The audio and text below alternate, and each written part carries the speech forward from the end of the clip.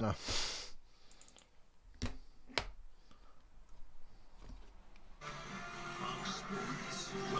I doubt this is going to be a good game. Final score prediction, Fucking Dallas 31, Saints 12. I'm gonna go Dallas 14-6. But on the off chance that we get like a Cowboys disaster, that's why I wanted to stream. You know, just if something happened, it'd be funny. Stop showing Stephen A. You're getting my video copyrighted. And now welcome inside the broadcast booth, everybody. I'm Joe Buck. That's the Hall of Famer, Troy Aikman. Glad to have you with us. And can both teams lose? That'd be nice. I can't think of two teams I dislike more than these two. Actually, yes, I can. It plays in Tampa Bay. I'm anxious to see how he plays here tonight. Well, I am too, and that Simeon did about all he could. Amazon, hurry up and ship my fucking Avengers game. And so in order to try to manufacture some, you go with Taysom Hill, and who knows if he's 100%. They're without Alvin Kamara again tonight. Well, if Taysom Hill goes down, you're fucked, because imagine Trevor Simeon's confidence after getting benched. Because then they'll have to play him, and it's like, okay. With a chance to win, but this is a decimated football team with a lot of injuries. A lot of injuries. Now on the other side, you've got the Dallas Cowboys, who won 6 of their first 7. And now I've lost 3 or 4. Should have lost 4 in a row. They got lucky against Minnesota. Early in the season, they can't do lately, and that is run the football. Well, it's really who the Cowboys are, and this offensive line, even though there's been some changes there, they've been pretty good throughout the season, and yet they haven't been able to run the football. Is Ezekiel Elliott healthy? Sure doesn't. I was really hoping Kamara would play. If Kamara had played, I'd be like, okay, they might be able to do something. Ingram's okay. I hope Ingram's playing. They haven't mentioned him being out, so. He did last Thursday in that loss to the Las Vegas Raiders. This is a Saints defense that's been really good for a number of years against the run. I wouldn't anticipate Dallas having a lot of success. Boy, these inbred Cajun retards are pretty loud, considering their team lost 4 in a row, including to the Falcons. Cowboys down to the field. Here's Christina Pink. Well, Joe, a COVID outbreak certainly complicating things for the Cowboys this week. Oh. Ain't nobody gonna miss Mike McCarthy.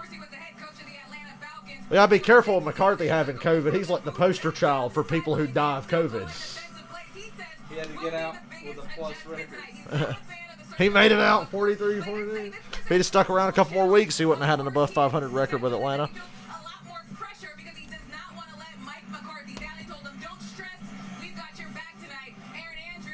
Why y'all worried about not letting McCarthy down? He lets them down all the time. Hey, Michael.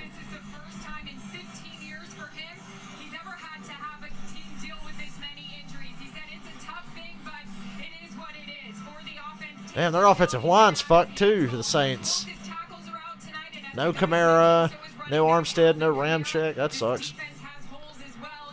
Their defense is still good enough to make a game out of this. Yeah. Saints defense is still good enough to make a game out of this.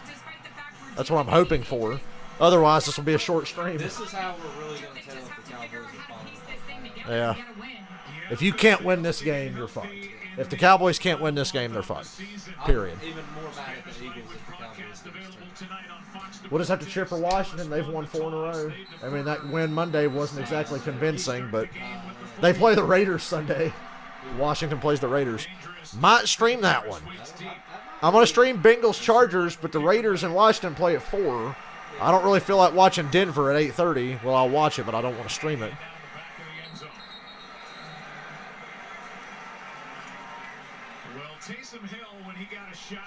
You got Zeke in fantasy. I picked up Tony Pollard because there was a chance Zeke wasn't going to play in this game, but then I saw he was playing, so I just didn't bother starting Tony Pollard. Yeah, Pollard is better. Anything out there. We've seen him cover kicks, return kicks, play tight end, play running back. I always said my dream was for the Saints to lose a playoff game because Taysom Hill throws an interception or fumbles. All those things that you just said, that it's kept him from really being given the opportunity to strictly play quarterback. And I know that when he was in... Carlos is getting a lot of playing time for the Cowboys because Randy Gregory and DeMarcus Lawrence have been in and out. That's a better throw than Simeon made all last week. I'm sold. Saints by 30. I have noticed so much more that I see Carlos. Oh, yeah, because defensive line for the Cowboys have been hurt. So. And Carlos must be doing a good job because he stayed in the lineup. This is an offense that has really struggled over the last several games, and it kind of hit bottom last Thursday night against the Buffalo Bills. Oh, you don't. Oh, wow, that should have been intercepted. You don't throw across your body like that. I was about to say, you don't throw across your body like that at all, dude. Yeah. Oh, Carlos. Fucking Van Der Esch. Watch him miss this interception. Oh, that's rough in the passer. Come on, man. Not surprised. If Zeke gets a touchdown and Dallas wins, I get $5. I'm gonna get $5 then. If Dallas wins and Zeke gets a touchdown, I get $5. Screen to Ingram. Oh. Ugh.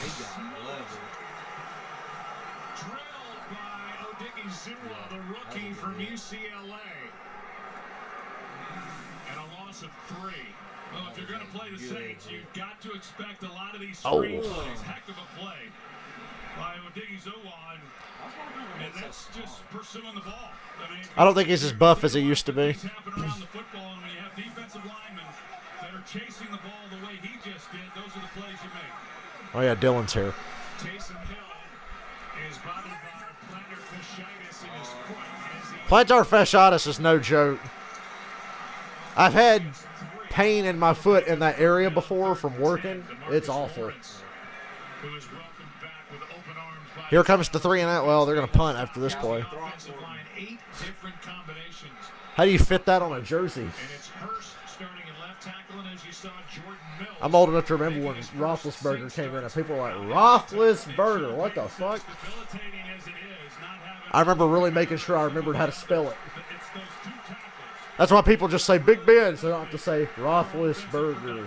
Piece of shit. Rapist. Screen to Tom Montgomery goes absolutely nowhere. I'd like to see a replay of what was going on downfield for him to get rid of the ball that quick. No real disguise by New Orleans on this. It's another screen pass. Get the ball out quick. And it's just red. More like screen ass. Because that play was ass. Show downfield, fuckers. I wish they'd show the Madden cam so I could really tear into Taysom Hill if I wanted to.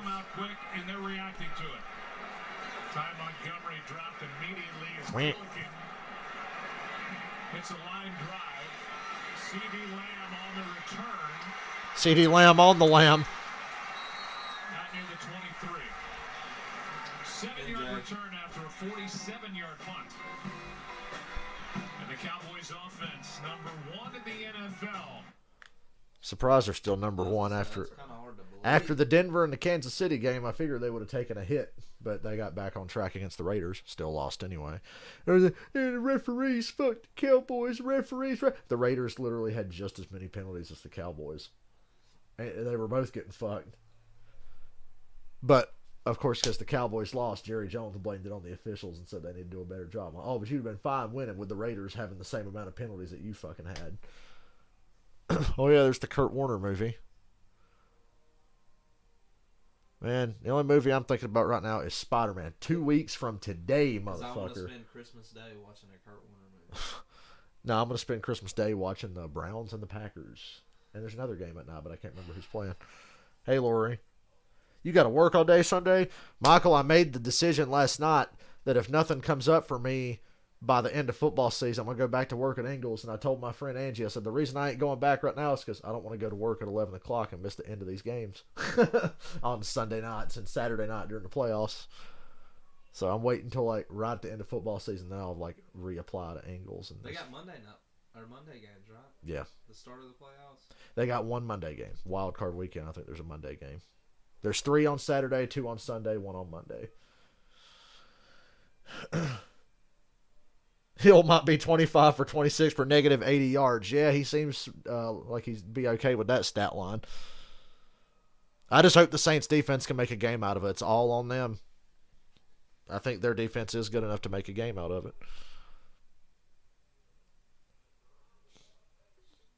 I might have to stream that Raiders and Washington game Monday. I might just do one big long stream of Bengals, Chargers, Raiders, Washington, and call it a day. The Saints are 10-3 against Dallas since '98.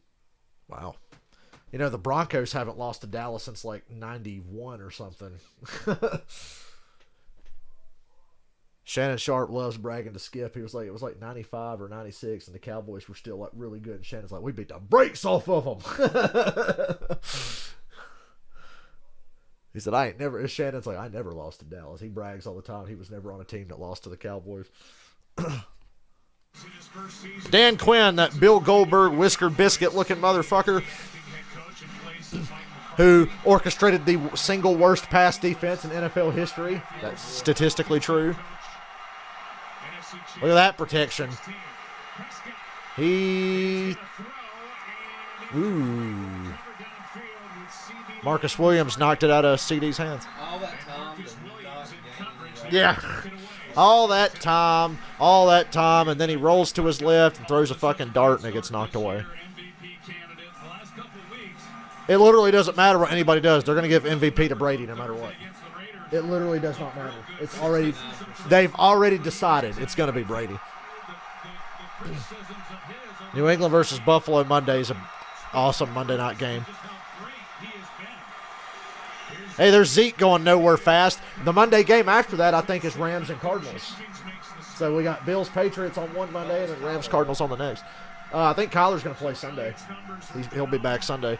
He missed 3 games. They had a bye week, and now he's back. I'm going to go. The Bears. Tough defense. So, 3rd and 10 for the Cowboys already.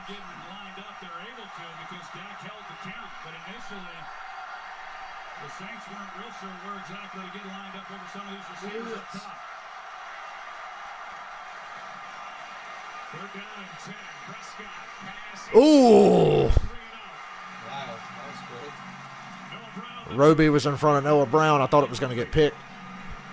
3 and out. There you go, defense. Like I said, the Saints defense can make a game out of it. Looked just like last week when he missed fucking Noah Brown on that 3rd down that lost him the game in overtime. Anger. Which is what I feel every time I see a punter on the field. Yeah, block the punt and then talk about it for 15 years like you do that one with the Falcons. Nice punt of 49 yards, no return. By Deontay Harris and a flag throw. Oh, because everybody complained about the Cowboys getting flagged out the ass last week. It happens again. That'd be funny. 2 weeks in a row. Kicking team player number 29. Taysom Hill, everybody's favorite Mormon. First down.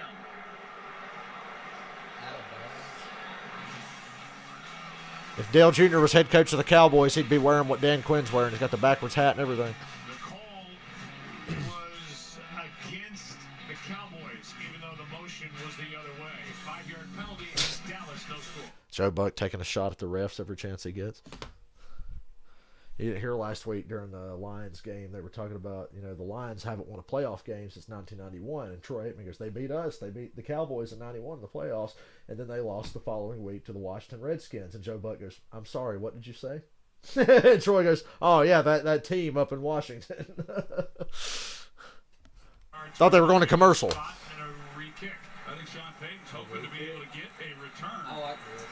That's not a bad move by him. He knows their offense sucks, so make them punt again.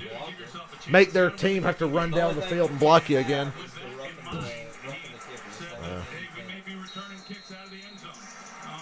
They need a big play somewhere, so I don't know if they'll get one from their offense tonight. Yeah, it could hurt them or help them.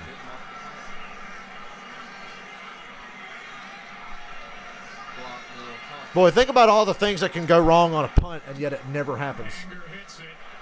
It hardly ever happens. That's a better punt than before. Woo! Well, he got to the 30. Made a couple of guys miss.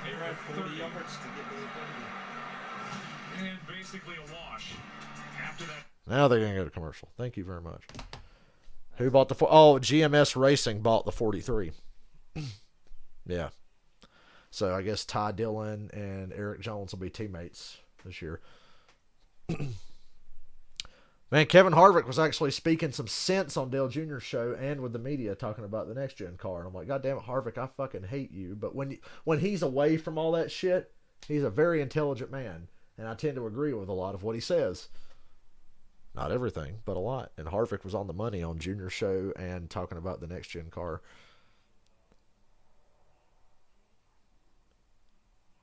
He was like, he thinks the next gen car can be really good if they'll just give them a little more horsepower. Because they said they're running. He said they're running, you know, they're doing the 550 thing with this car too, and they're doing like 670 at the other tracks instead of 750. He said, just give us 670 everywhere, and it'll be really good. Because he said you need to, because there's way more drag on this new car. So even though it's 550 horsepower, just like the other car, it's slower because there's more drag on the car. So he said, just give us a little more horsepower to make up that difference, please. He did say at Charlotte, he said at Charlotte now at that test with 670, he said I had to lift off the gas a lot in 3 and 4, and that's good. That's what we want. But just give us a little more horsepower. Why not just make them as fast as the Xfinity cars? The Xfinity cars are right on that edge. They're fast enough and have low downforce, so they're just hard enough to drive. So just make them more like the Xfinity cars, because the Xfinity cars race well. That's like some of the best races to watch. And I remember after a year and a half of driving the 550 package, Joey Logano ran the Xfinity race at Kansas. And Joey hadn't run an Xfinity race in a long time. And he got out of the car going, wow. He was like tired. He was like, I didn't drive a car like that in a while. That was crazy. And I'm like, see? And then Denny Hamlin said the same thing. He raced Darlington in Xfinity and was like, wow, these fucking cars are awesome. And I'm like, that's what we want.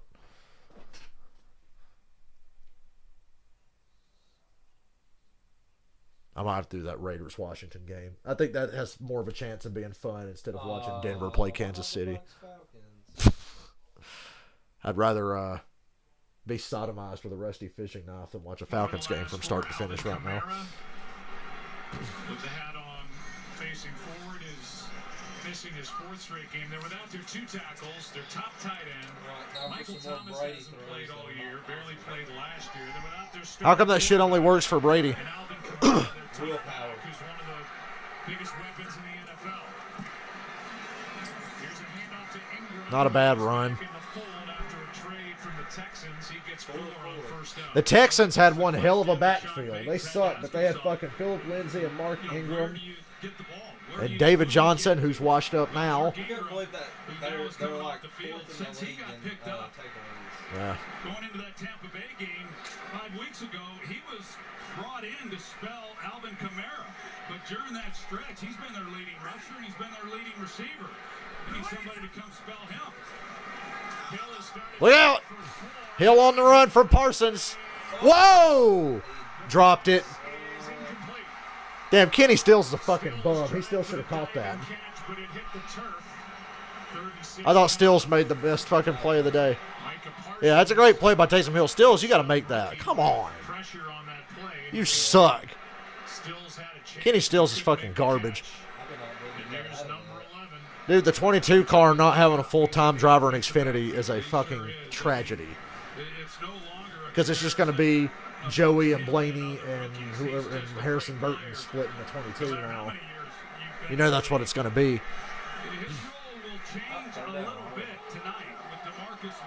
Saints and Cowboys have played some ugly games the last couple times. They've been close, but ugly games between these two teams. Blitz from the Cowboys. And Hill rolls away from it, wide open. That was the perfect play call for that blitz. They blitzed and had the whole play going away from the blitz.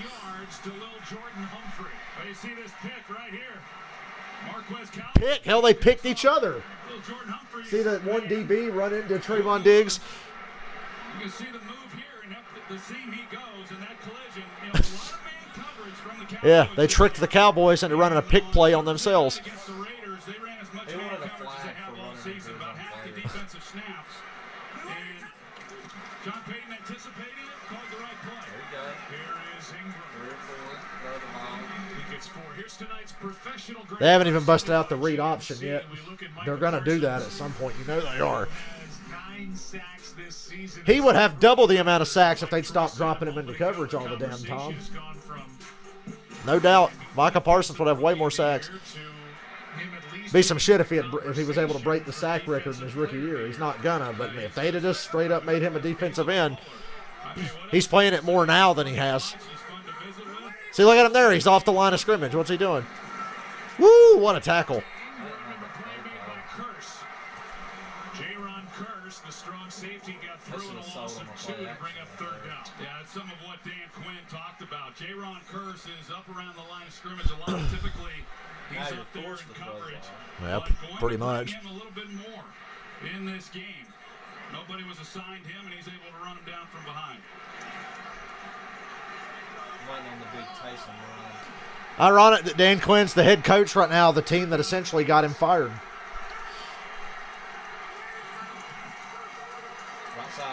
Look out. Ooh, wide open. Yeah. No flag. As they work against Anthony Brown, Marquez Callaway was the target. It's 4th down. I thought when I saw him touch him and then he stumbled, they'd throw a flag. Go ahead and do it. Go ahead and He's do man it, Sean coverage, Payton. and they try to slide and go and actually have a little bit Good of no chance. call. I think if Anthony Brown, who couldn't Yeah, he let wait go. for this game to roll around, he had an awfully tough night. Yeah, Brown was the guy who had, 4 pass interference flags against the Raiders. Interference calls, and they immediately go after him with a deep route off the double move. 56-yard try coming up by Maher. Cowboys kicker. Maher. Within his got range money to on be the short, Cowboys. third kicker. 56 yards. For the Saints, his 3rd game with New Orleans. Not even close. He's got money on the Cowboys. It's no good. And so taking over at their own 46 with great field position, Good the job, Cowboys. defense. Y'all kept them on. No Y'all score made them miss something. here in New Orleans. I think they should have just punted it and pinned them deep. Yeah. Play field position. Cowboys offense was struggling. Raiders defense sucks. You can ignore what they did last week. Oh, they had all these yards against the Raiders. Hell, they weren't even that good against the Raiders because they had a kickoff return touchdown was the only reason they stayed in that game. And they kicked a shit ton of field goals. And then they got the ball in overtime and couldn't do shit with it. So Cowboys offense ain't been good for a month. They haven't had a good game since the Atlanta game.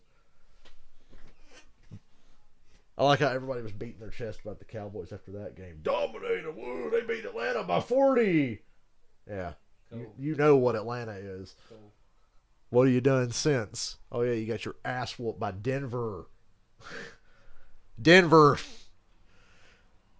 Defense kept them in the game at Kansas City, but that game should have been a blowout, too. Kansas City should have beat Dallas by like 20. At least.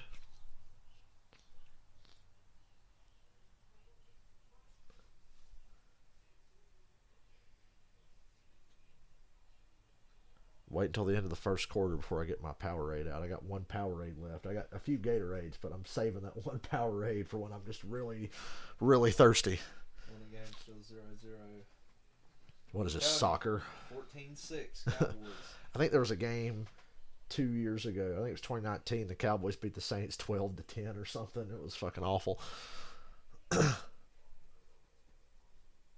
And then the year before that, the Saints beat them, I want to say like 13-9. It was like really shitty. Teddy Bridgewater played. Because Skip still brings that up. I can't believe I lost Teddy Bridgewater. It's like, hey, you lost to him again this year because the Broncos whooped that ass. Broncos were up 30-0 in the fourth quarter and ended up 30-16. How you get down by 30 to Denver? I mean, really.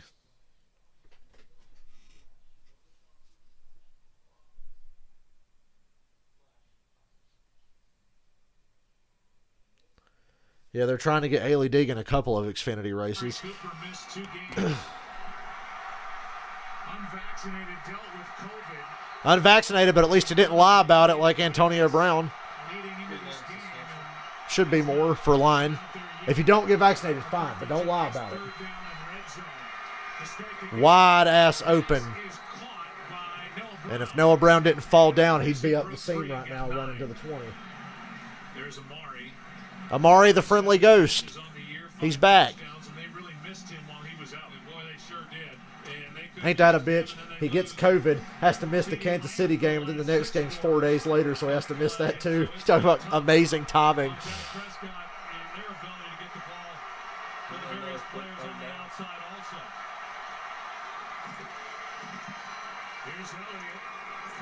Zeke gets the first. And you make the decision that you're going to try that long field goal, and I understand it. You know, try to get points any way that you can or whenever you That's can. a desperate man right there. That's the only problem is if you do miss that, boy, you're setting Dallas up there at midfield. You know, they get one first down, and here they are real close within range of their own. Of course, they got bigger ideas than that, but it sure puts this defense for the Saints in a tough position to try to hold them up. First down, pass to Brown. He's been busy. How'd you feel about Joe Burrow kicking you guys while you were down after the game? I loved it. We got bigger aspirations than beating Pittsburgh right now. Each of the last 4 years stopping the run. They've got injuries of their own. First time they swept the Steelers since 2009. And the last time before that was 2005. Rookie Debo's been good from the start. Lattimore's been up and down. We're going to sweep the Saints this year. That's the one thing I'm going to get out of this year. Third down. Damn. One position, if you were going to have a kid and he wants to play football, tell him, do not play running back. You'll be out of the league by the time you're like 34. You'll play like 6 good years at the most if you don't get too banged up. I can't believe Derrick Henry holds up. But hell, you see he's out now. So, and he's still leading the league in rushing, and he ain't played in 3 fucking weeks. Yes, what a great tackle. They're going to go for this. You know they're going to go for this, right? Pollard was open in the flat, and Williams tackled him a yard short of the first. Yeah, you go for this. Hope they don't get it. I'm like Day-Day and fucking Friday After Next. Hope you don't get it. Hope you don't get it. Hope you don't get it. Pollard's in the game. It's a boot. It's a boot. I knew when I saw Pollard in the game it was a bootleg. Incomplete. Turnover on downs. And he was wide open. Dak missed him. As soon as you saw Pollard in the backfield, you should have known. Bootleg. Had that shit called. And look at that. Oh, awful throw. What a shame. I'm loving this game already. I am invested. I'm invested. It's about like that Browns-Ravens game. I'm like, I don't really like this, but I'm invested. The Seahawks and Washington was the same way. I was like, damn, this is a shit game, but I love it. So you see what happened Monday, right? Washington's kicker got hurt in the first half, so they could not kick field goals the rest of the night. Gets down near the end of the game, they're up 17-9 over Seattle. They're at the 4th and goal. They can't kick a field goal, so they got to go for it. They get it. Touchdown. Gets reviewed for like 15 minutes, and they overturn it. Seattle, though, hadn't done shit all night, but guess what? Boom, boom, boom. Touchdown. Yep. Marched right down the field with 15 seconds. Scored touchdown. 2-point conversions intercepted. Okay, try the onside kick. Seattle recovers the onside kick, but we're lined up illegally. So they kick it again. Damn near recover it again. And that's how the game ended. I was like, good God. Oh, and in the first half, Seattle blocked an extra point and ran it back for 2. That was the extent of their best play of the night, was blocking an extra point and running it back for 2.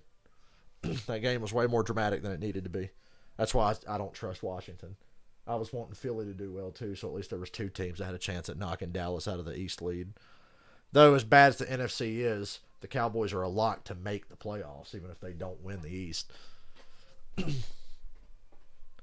Atlanta's 1 game out of the playoffs. How do you feel about that? Hell, they're only half a game out. They got the same record as San Francisco and Washington.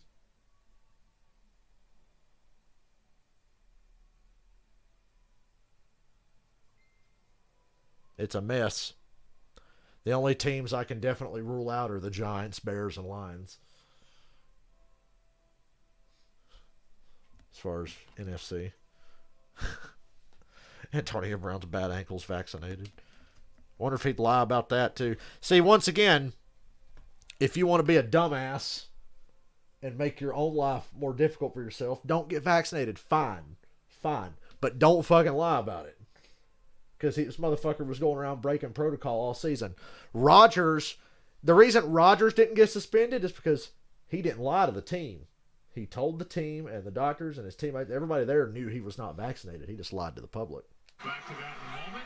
You can lie to the public, but you can't lie to the NFL and your team. But they knew Rodgers wasn't vaccinated. There it is. There's the run. He shouldn't have hesitated. He got more yards. Lamb comes across. I think this was a design play, and that he's going to come up the field, but he gets caught up in the wash right here. And at the top of this round, Dak's expecting him to look inside. Instead, he looks to the outside, and that's why it was going to take a great catch on Lamb's part in order to haul this in. Prescott sees him. I can hear Skip now. I was on my floor. I was on my floor. He posted a video of him crying on Thanksgiving. You see that?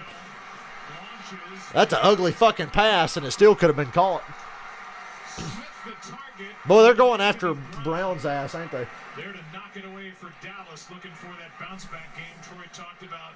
They ain't trying to let him have a bounce back game. They're going after this motherfucker. Traquan Smith, he's pushing up, and then he's got inside on an outside leverage quarterback running away from him. But Brown's able to make up the speed. Just really not much separation right now by the Saints receivers against this second. I bet the Saints draft a wide receiver in the next draft. Kind of feel like they need one. They don't have a Ted Ginn or a Sanders anymore. Oh, wide open, and he fucking missed him. He was open. That's just some of the lack of time together and in games. And Callaway, I see what Taysom Hill was seeing. He's hoping that Callaway will throttle it down in the zone. That time Dallas plays zone coverage on 3rd and long and didn't want to lead him into the defender, just not on the same page. So another nice job by Dallas defensively. I think, talking about the COVID stuff, NASCAR had a really good year. There was like no outbreaks or anything. Damn, what a punt. So good the coverage couldn't get down there in time.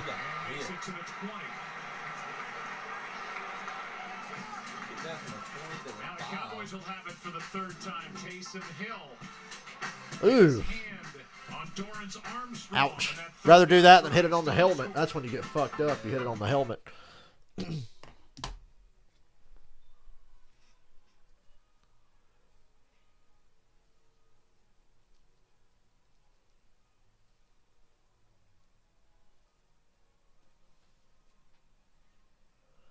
Oh man, I wish my video game people were here, the people that watch me play video games, because a couple of guys were bugging me about, get the Avengers game, get the Avengers game. I'm like, I ain't paying for that fucking piece of shit. Now it's dropped to $10. So I'm like, yeah, I'll take it.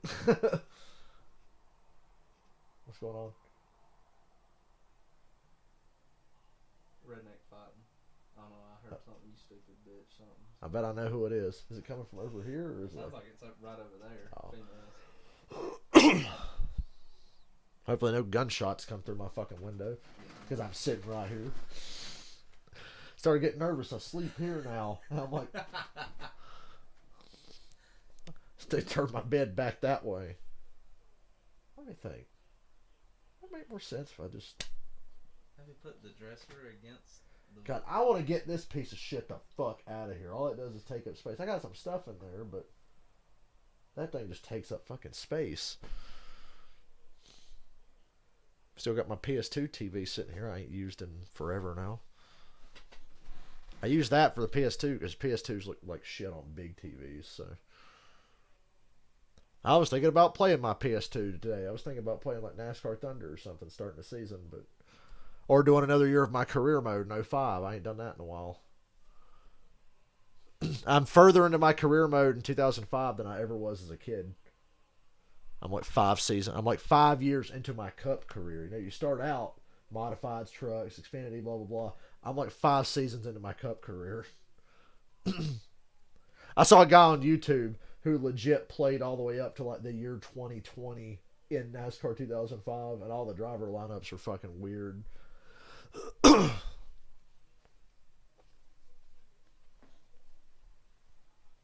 And I like that in that game in the year 2020, they're still driving 2004 cars and running the 04 schedule and the original chase format. They're looking at Taysom Hill's hand. What happened to my hands? If he comes in, I'm cutting this off. I'm kidding. Pollard gets a half a yard. So that can't complete a pass. They can't get more than 1 yard on a run. Protection's good. If you're looking for a positive, guys are getting open and the pass protection's good. There's the next head coach of the Falcons in 2 years after Arthur Smith flames out. Trevor Siemian getting warmed up. I don't like that.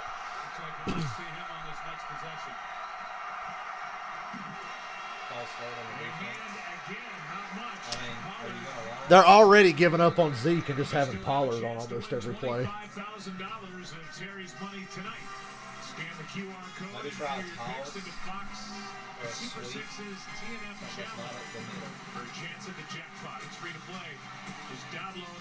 or Sweet. Me and Arthur Smith with the Falcons. I'm going to run Mike Davis up the gut even though he sucks. And the offensive line ain't shit. Boy, Mike Davis is bad because Cordell Patterson's showing him up. Yeah, Falcons O-line sucks, but that don't stop Cordell Patterson from going off. 16 rushes for 108 yards and 2 touchdowns. Oh, Cooper wide open. He caught it. Oh, to the 35 on the Saints side of the field. You got Cooper? That got killed.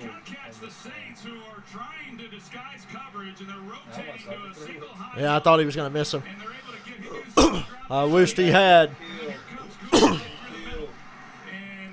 I don't know if I should start Jalen Waddle or Michael Pittman, but I'm going Pittman against the Texans. So Waddle's going up against the Giants, who have a decent defense.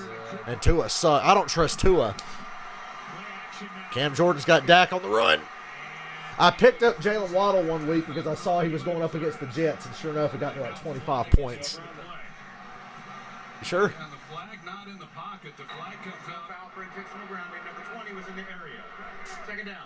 I was about to say, I thought I saw somebody eligible that was close enough. There still may be a penalty on that last play. Here's that previous play with a hit by Granderson. Ineligible downfield on Dallas. 5-yard penalty. Touchdown. They get Connor McGovern being ineligible on this play here. There he is right here, the left guard, 66. Okay. Yeah, he was hit. Yeah.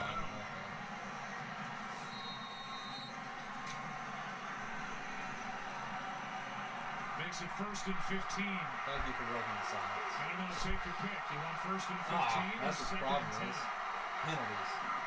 The Saints opted for 1st and 15. I'll tell you after this play. Okay. Neither did Sean Payton as Dalton Schultz picks up 7. So now you have 2nd and 8 instead of 2nd and 10. So I guess who cares? Well, we've seen a lot of quarterbacks this year that have banged their hands and They were going off in the Lions game. And the Lions game, they were hilarious. Oh, how do you miss that many tackles? CD got a screen, he's still running. 10, 5, down at the 1. Boy, that was pretty to watch. His 88 went for 32 and went right around Malcolm Jenkins. Well, Malcolm Jenkins, I mean, this is stone. Damn, Malcolm Jenkins. Jenkins, who's been in this league a long time, he's a good player. He got shook. He couldn't even come out of his stance. It's one-on-one with CeeDee Lamb after he gets. Yeah, that play was all CD. It wasn't even a good block. It wasn't even designed to have blocks because you don't want to get pass interference. Come on, Zeke, touchdown. Go Zeke. Cooper's one-on-one up top. Dak didn't even look his way. He's going to Gallup. Touchdown. Wow, that's a touchdown. Gallup looked like Randy Moss in the back of that end zone. Woo! Catch. Boom. Damn. You saw that live. The rubber from that field turf comes up, and it's a good opportunity for these officials. You got mossed. What a job by Michael Gallup, going up and making the play, knowing where he is in the end zone, and then getting his feet in. Pretty much said Antonio Holmes didn't get his toe in, but they just said fuck it anyway. I mean, it was so close, you really couldn't quite tell. Well, so much for the slow start for the Cowboys offense as it kicks into gear. They lead by 7. 41-yarder to Cooper, 33-yarder to Lamb, and a 1-yard touchdown throw to nice Michael to see, Gallup. We'll be back after this from State Farm. It's almost the end of the quarter, and I'm thirsty. I'm waiting, though.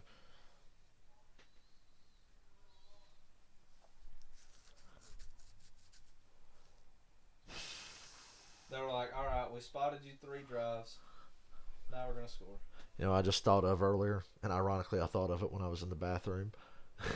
The wings on the Kiss Cruise. There was one night where I ate like 20 of them motherfuckers. Because they'll just keep bringing them to you. It's free. I thought you were going to say Alexa Bliss. No, well. No, Zelina Vega is my current obsession. But, yeah, Alexa Bliss. Anyway, These are some quick breaks. I had like 20 wings one night, and they're not that hot, but when you eat that many of them, Yeah. it catches up to you. And I was standing there outside the door of the theater before the Kiss show, and I'm just like, my eyes start to water and my nose starts running. My friend Ronnie's like, are you all right? And I was like, are you about to cry? And I'm like, no, them wings just kicked my ass, and it just caught up to me. Shit was delicious, though. And the sauce looked like red. It was like red sauce. And they were crispy wings, too. Man, take me back. When's the next fucking cruise? 11 months from now. Taysom Hill's still in the game. God damn, they can't catch a break, the Saints. I love it. But the Falcons suck so bad, it doesn't even matter. They're going to bring True right now. I heard they tried. And it's why they're able to use him the way that they are. Secondly, his first start of the year, they're going to have to drag him off the field. Now, he finally gets that opportunity to play. He's got that Mormon toughness, Taysom Hill. False start.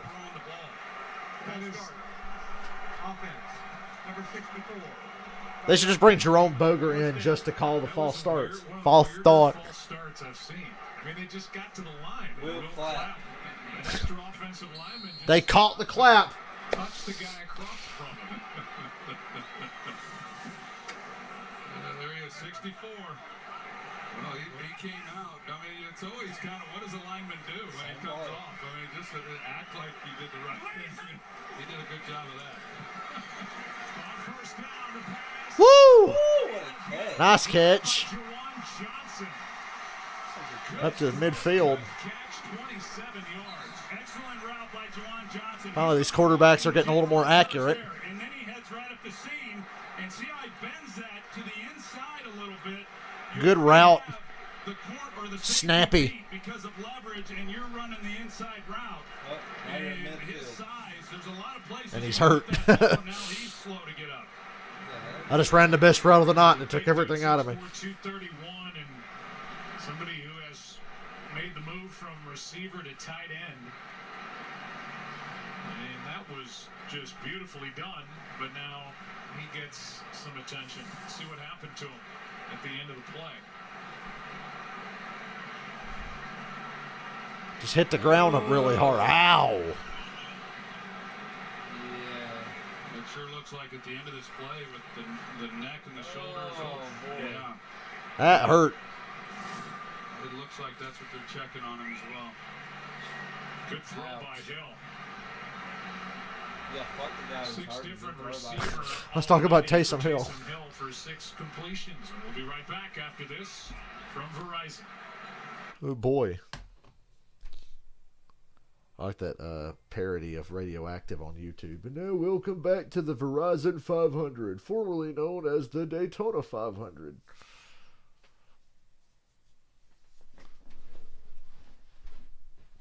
Might have to watch that video at halftime. We might have to watch some Radioactive videos if I can find them. Next commercial break, I'm going to find them and have them up on another tab, and we'll watch that at halftime. Michael, you're going to laugh your ass off.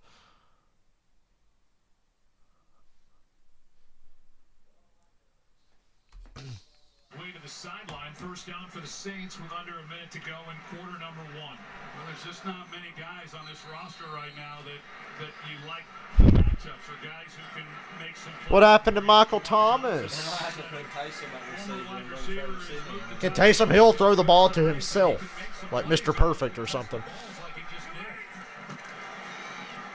Here's Ingram. Gets a couple as Micah Parsons. That should end the quarter. And we'll see if that does it for the first quarter here in New Orleans.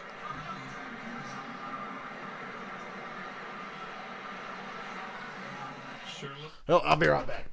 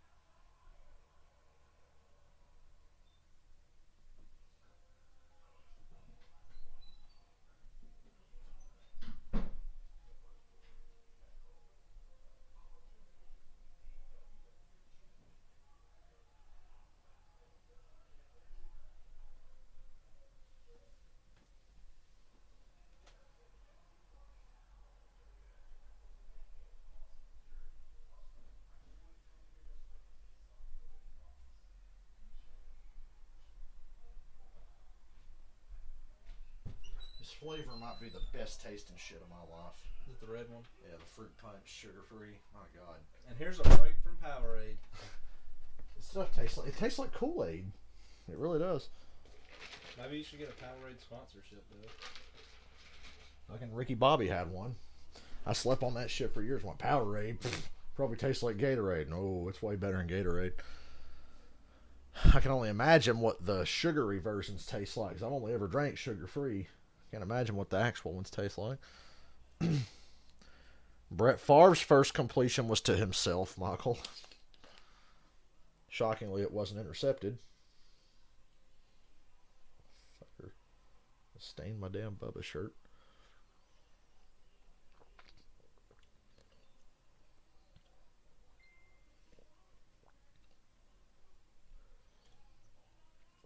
Yeah, I'm wearing my winter shirt.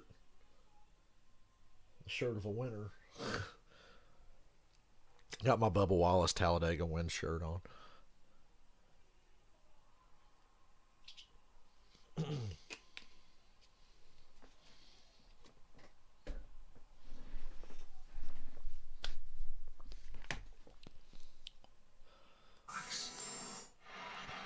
This week, NFL players are Boy, I always know when they're coming back from commercial. causes they support through My Cause, My Cleats. Text MCMC to 635-635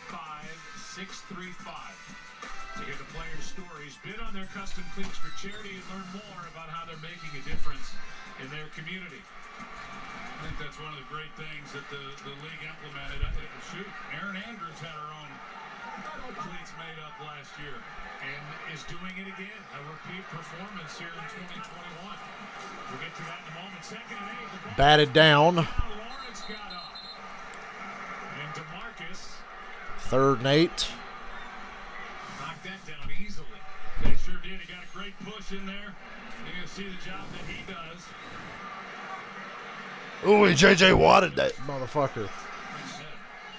You guys hear J.J. Watt's going to be healthy enough to play in the playoffs? Run. Taysom Hill's going to get it. Yeah. Slide. Personal foul. No flag. First down, Saints. Sitting with me with Derek Carr. Looking at Diggs. First down. The four-man rush. You see the Cowboys are not quite situated when the ball is snapped. That's what I've been Everyone's looking for. running all over the place. Taysom Hill, it just opened up nice for him. As soon as he saw it, he went and got it. That's some of what you get with Taysom Hill. It keeps this drive alive. Ben Roethlisberger runs like Kevin Nash. Hill throws. Nice throw. That is Deontay Harris.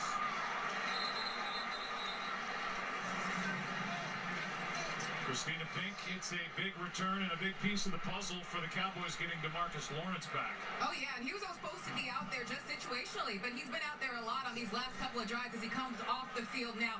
Absolutely beaming in warm-ups. Told me he thought he could come back sooner, but they held him out. But once he was able to plant and able to cut, that gave him the green light. He was ready to go, but he just wanted to get the feel of the game again, guys. If I get D-Hop and Collar, he'll fill my fantasy team the rest of the way. Second down and 1 here for the Saints. Ooh. Timeout. Ty Montgomery, first down. Now the Saints are moving the ball. As he takes it down inside the 25 to the 24 for 9.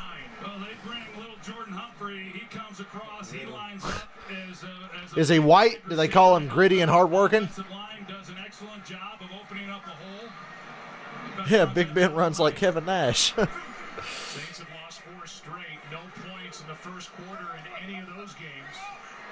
None tonight, but to start the second quarter, they have something going. On Ooh, first good play fake. Dime, wide open. Touchdown, Saints. down, Humphrey. Nice. Look, oh, it's his name. Lil Jordan. Lil Jordan. Okay, you can name somebody that? To Lil Jordan Humphrey, his second touchdown of the year. Well, they catch Dallas in man coverage. They line up in pretty much the same formation That that they fake just was ran the big. amazing. That was a Peyton Manning-esque play fake. Jordan Humphrey, you see that Anthony Brown gets And Humphrey just wide ass open. He gets picked off, and it leaves Jordan Humphrey, little Jordan Humphrey, that is, wide open across the field. 24-yard Lil Jordan Humphrey. I couldn't imagine ever having the word wool on my driver's license. But this man does.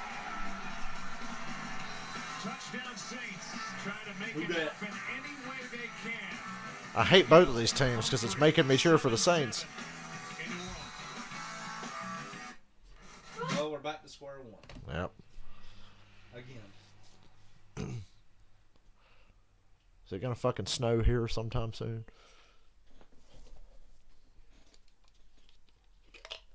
Yeah.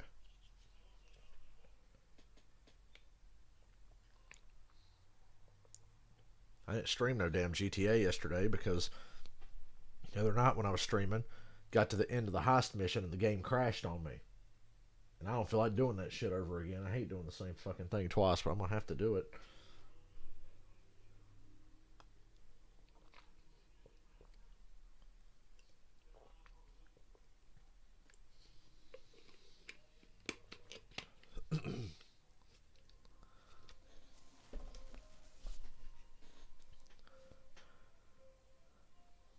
I did some street racing in GTA earlier.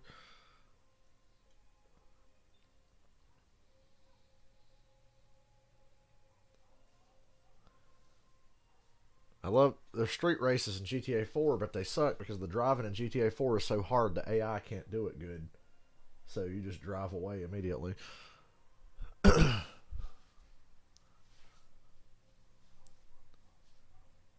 And GTA 5 single player doesn't have enough street races. It's got a few, but not enough. And GTA 5 street racing's bullshit because they rubber band everybody to you. If you're looking ahead, you could look on the radar and see the dots teleport and pop up behind you to keep them close to you at all times. Which is fucking weak. 95% chance of snow in the Patriots-Bills game. How about that? Have to keep an eye on the weather in Orchard Park, New York or whatever. My mom's boyfriend's a Bills fan. But do you know who his favorite player is? This threw me way the fuck. I said Jim Kelly. I promise you could get. I'll give you 20 chances. It's not Burrito, is it? Nope. He currently plays for them. Oh, he currently plays for them. Yes. Cole Beasley. Yes. Fucker. Cole Beasley. She Who said he won't get vaccinated because it's not God's will. Well, next time you break your leg, you fucking moron, you can't get surgery because that's not God's will. She told me that, and I just looked at her like, oh, okay. Cole Beasley.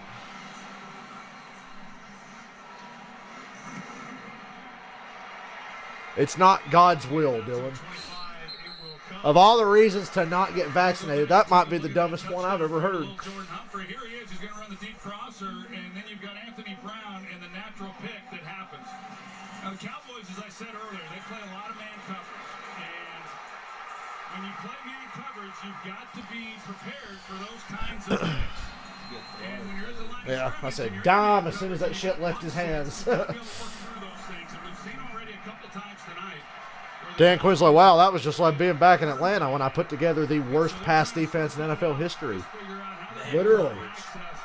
The Falcons had the worst pass defense in NFL history. In a single season ever. Oh, CD's going off tonight. CD's making guys miss every time he gets the ball in his hands. Yeah, and as I was saying, this is where the Saints really had a tough time against the Bills. They missed more tackles by far. That's a problem with the Bills. Their receiving core is like genetically designed to make you miss. Diggs and Sanders and them guys. Cole Beasley's little fucking rabbit ass. Malcolm Jenkins just got completely lost on that play. You see that?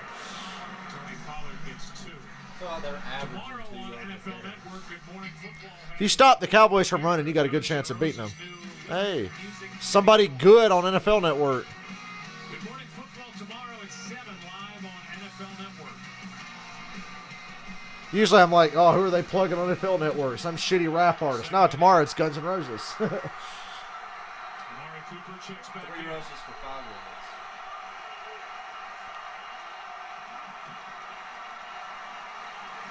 This pass protection is great. First down. If they can't get a pass rush, they'll be in trouble even if they do stop the run. They're stopping the run, but they got to get a bit of a rush. And then Malik Turner and these others aren't as dependent.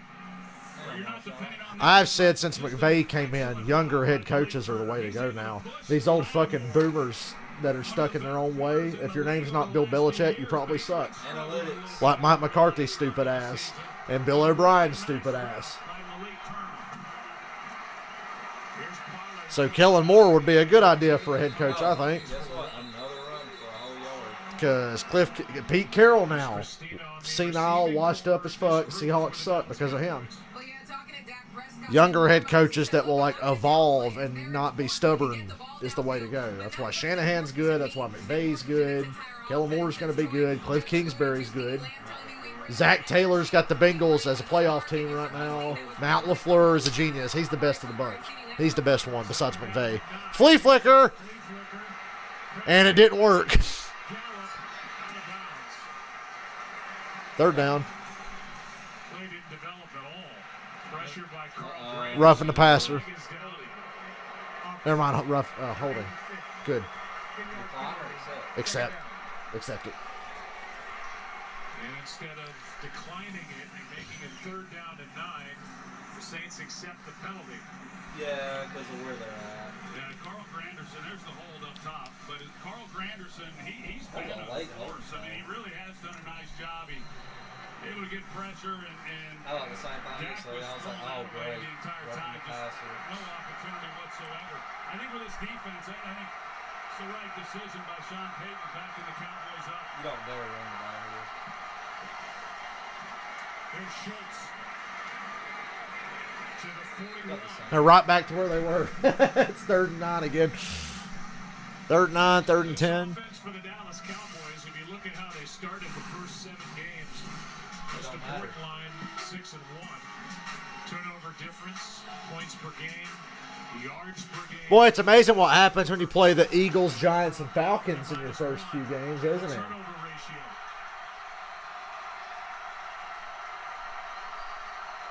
Run the ball. Blitz. And nice tackle. First down yardage is Gallup. Come on, DQ. Kick the field goal. Alexander out there to make the stop. The field goal unit I comes can't believe that off the heavy of a Bills. blitz. They Well, got this that is a tackle. Saints defense that doesn't blitz a Oh, Greg Zerline here. He's my hero. He's the one who kicked the 59-yard field goal in overtime when the Rams beat the Saints in the championship game. After the Saints got robbed. I wish I had been streaming back then, and I wish I had a camera on my face, Dylan. Because I was like, when they didn't flag that shit.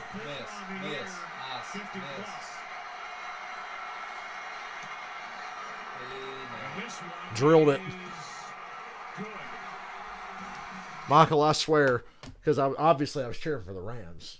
So I was just like mad. The Saints are driving. They're running out fucking clock. They throw it deep. I'm like, oh, God, he's wide open. And I see Roby Coleman fucking launch and hit that guy in the face. And I went, oh, they're going to penalize it. And then they didn't. And I was like, I still wasn't as good as the Minnesota one, though. Yeah. The Minnesota one, like, I was because it was just get up and leave, and I was just like, The Minnesota one was great because it was like, bam, holy shit. The fucking Saints, though, and my dad still bitches at me to this day for laughing about it. And I said, the thing is, it was a horrible call, but Sean Payton put them in that situation. All they had to do was run clock and kick a field goal and make the Rams burn their timeouts, and the Rams would have had no time left. But because he's Sean Payton, I'm going to drop back pass and score a touchdown. No, you ain't. Oh, look, you stop the clock. It's 4th down, and you save them a timeout. Yep. So the Rams get the ball, drive down, kick a field goal, go to overtime. You get the ball first, and Drew Brees throws an interception. And then the Rams kick a fucking 59-yard field goal. Why were you throwing? You could have just run the clock down and kicked the fucking field goal. But no, you wanted to be the big shot, and you threw it and stopped the clock and gave the Rams a chance. Yes, it was a bad call, but why would you throw it in that situation? That's the first thing I said. I was like, damn, that was awful. I can't believe they didn't call that. Why the fuck are you throwing it? That's the thing people forget. They'll talk about the bad call. They won't forget how stupid it was that they threw the ball there. Michael, I've only ever been to one NFL game. It was Vikings and Panthers in 2017. It was a really good game. I've been to one. Yeah, you were at the Saints-Panthers Monday night game that was close but ugly. Yeah, I remember that game. Sucked. I'd go to some. I gotta save money till I get back to work. That's why I'm like not doing anything. I want to go to the AEW thing, but even still, I'm sitting here going, I ain't spent the money yet. I told Cameron, I'm like, you buy the tickets and I'll pay you back with Christmas money. And he's like, okay. So he ain't bought them yet. And I was like, I'll pay you back whatever I get for Christmas. And then it'll get to Christmas and I'll be like, well, I kind of want to keep this money. Because that's how my mind works. You gotta give him time. He just had his 29th. Cowboys suck. I don't think he's doing it very good. I've never seen that. All Madden premieres Christmas Day on Fox. Now, the funny thing about it, I didn't have any hair that if I remember it's on, I might watch it, but I doubt it. Might DVR it. What you don't know is that the All Madden documentary is just an hour of him jerking off over Brett Favre.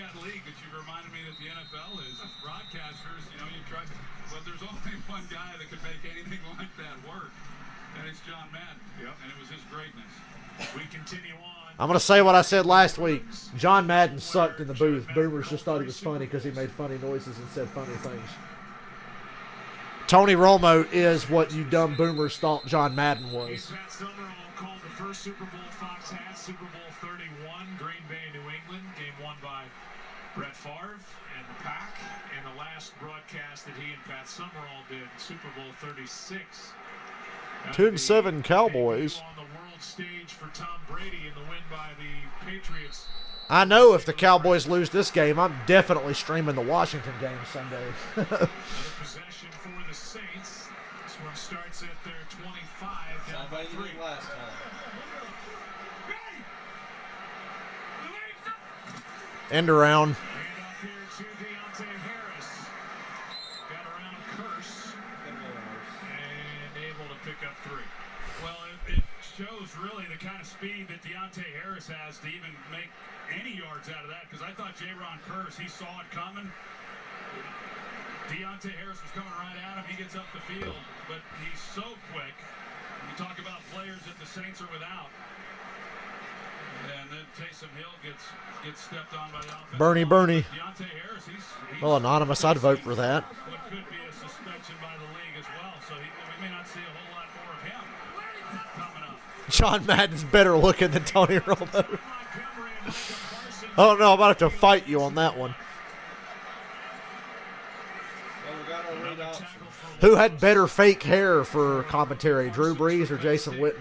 Yeah, he's hard to stop even when you get blocked or he gets blocked. Yeah, Drew's fake hair definitely looked better than Jason Witten's. He's right there and gets some help from others. Cowboy talking to him the other night. Getting ready for this game. He's going to be a great player for a long time. They're down at 8 now. Hill out to his right. He ain't going to be able to run to get it. Oh, he tried to throw an interception. It hit Trayvon Diggs right in the chest. It's 4th down as Micah Parsons had pressure. Diggs gets a lot of attention because he gets interceptions, but he's fucking clueless if you watch him play. He don't know where he's fucking going. He just guesses and gets lucky.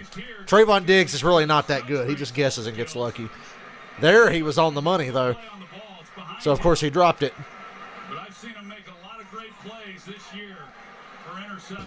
He's got 8 interceptions, more than 11 teams for week 12. No, the greatest football announcer of all time was Phil Simms. Back to return the punt. I'm kidding. Versus field, and is brought down near the 30, maybe the 31. 9-yard return by Diggs. The acting head coach. Fuck off, The Dan acting Quinn. head coach. I want him to do as much to help the Cowboys win as he did last year when he was coaching the Falcons. But at the same time, I kind of want the Cowboys to lose.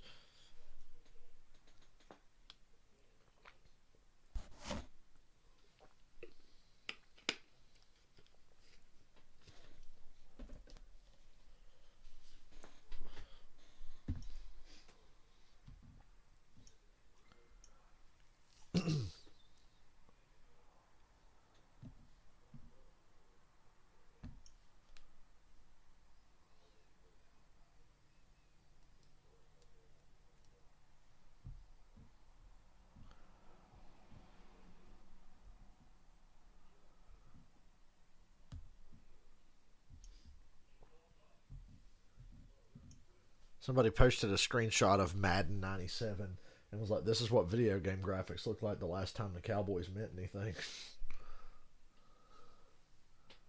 It's true.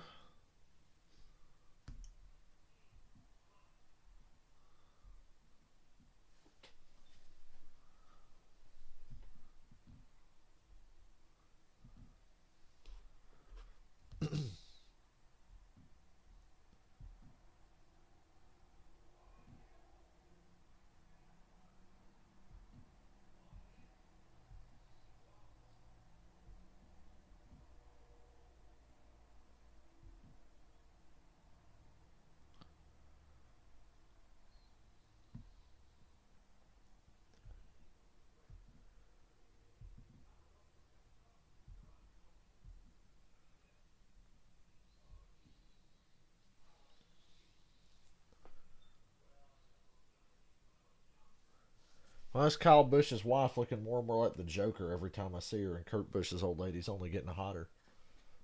Stress. Plastic surgery.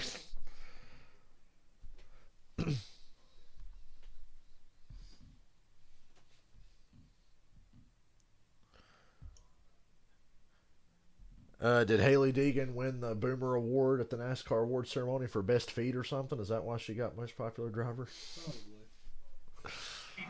God, the way boomers talk about her is disturbing. They allowed 242 rush yards to the Eagles 2 weeks ago, 113 to Buffalo on Thanksgiving. So far, 44 rush yards, but 33 on a carry. Oh, Dak got clobbered. Incomplete for Michael Gallup.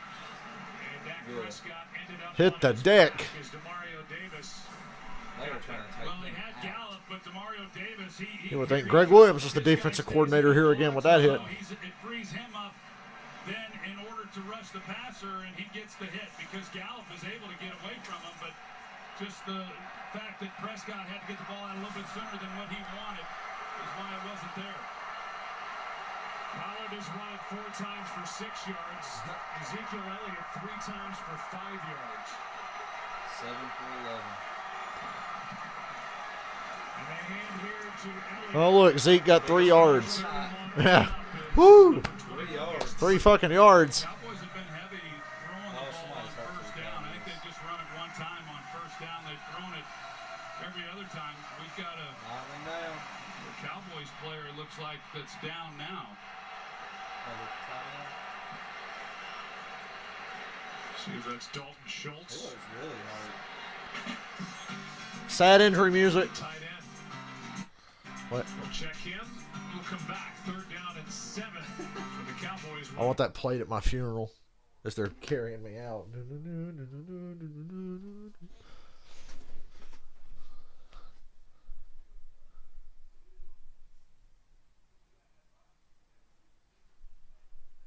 Super Cam. 2 weeks in Carolina and Cam Newton's back in the fucking commercials.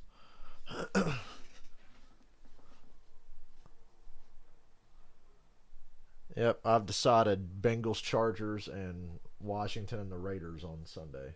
Yeah, Malcolm Jenkins has got to retire after that earlier. Who you streaming? Chargers and Bengals at 1 o'clock, and the Raiders and Washington at a little after 4. I ain't gonna lie to you. I feel like the Bengals are gonna beat the shit out of the Chargers. I'll take the Bengals to win that one, I think. Probably gonna start Herbert in fantasy anyway. I'm gonna let Kyler have a game. Bengals are so inconsistent. I'm gonna let Kyler Murray play a game before I see what he's like and start him again. They are. They lost to the Jets. I watched that on the Kiss Cruise in my room. I saw the end of the quarter.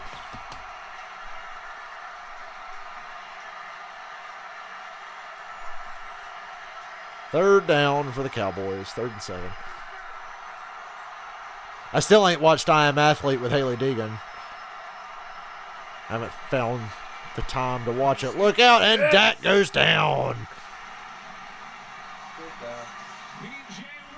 Corner blitz. His first of the year to bring up 4th down. Pretty good design there by Dennis Allen. Saints defense doing a good job. Yeah, he did. He now has more interceptions than Vince Wilfork. And then they bring the blitz off the slot, off the edge, and it's up to the offensive line. Off the slut. Be able to sort through all that, and they're not able to. Anger hits a beauty.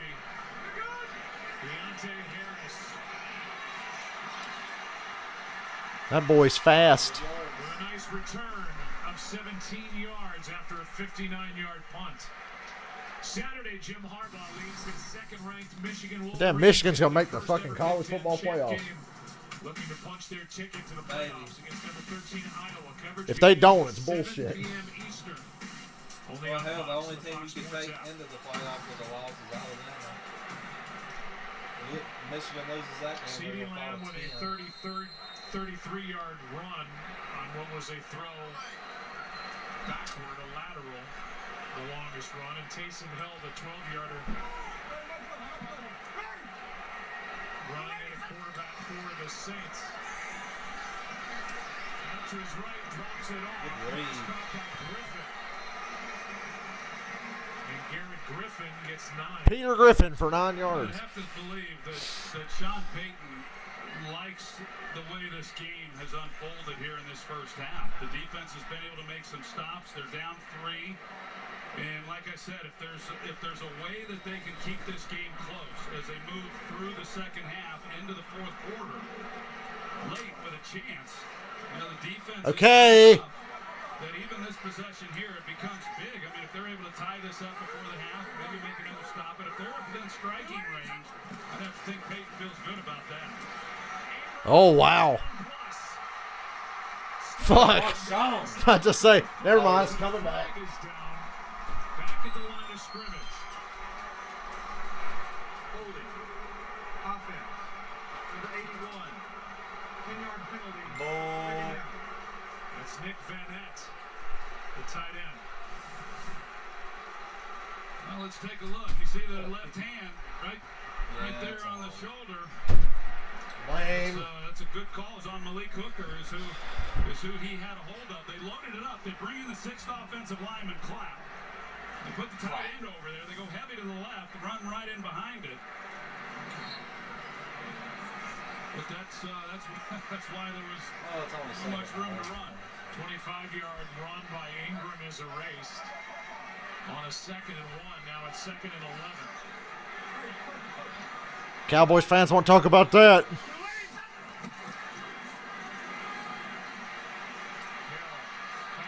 It's a shame nobody was open downfield with the time he had. 3rd down. Well, they're really trying a 2-man route. They have the big lineman in again, the 6th lineman, Will Clapp, and this time he lines up to the right, and like they did earlier, this time then they go play action just after they had run the ball there to the left. So they go play action. It's a 2-man route. This is a shot play. Sean Payton's hoping that he can get a shot down the field. It just wasn't anything there. The Cowboys really played it well.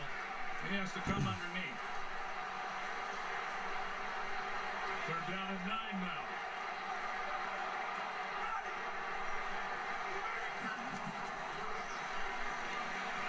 Hill throws, pass is Caught. Wow.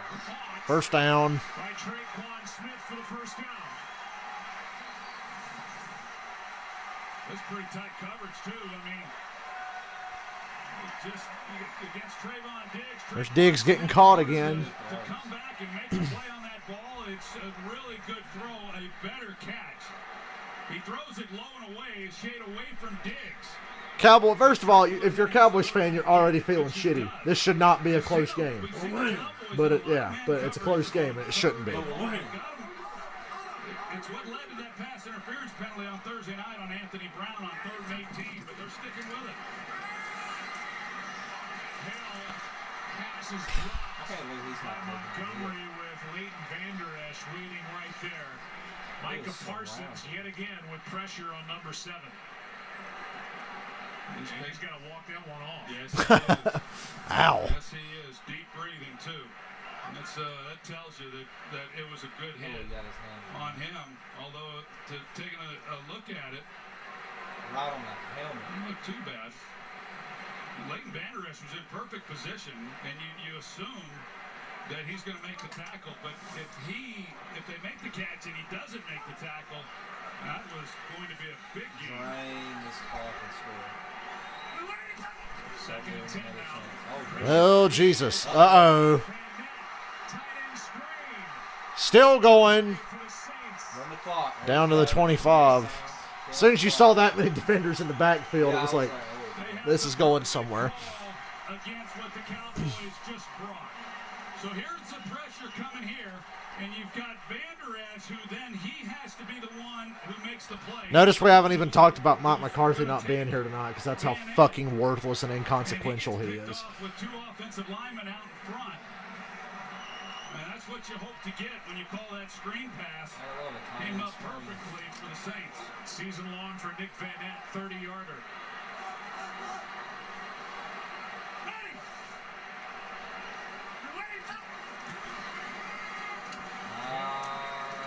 Oh! That hit the ground, but that should have been intercepted. Diggs should have 2 interceptions now. Just a little bit earlier that was behind him, but as a former wide receiver, he makes some incredible plays on the ball, and I think if that would have been just a little bit higher, he has another interception.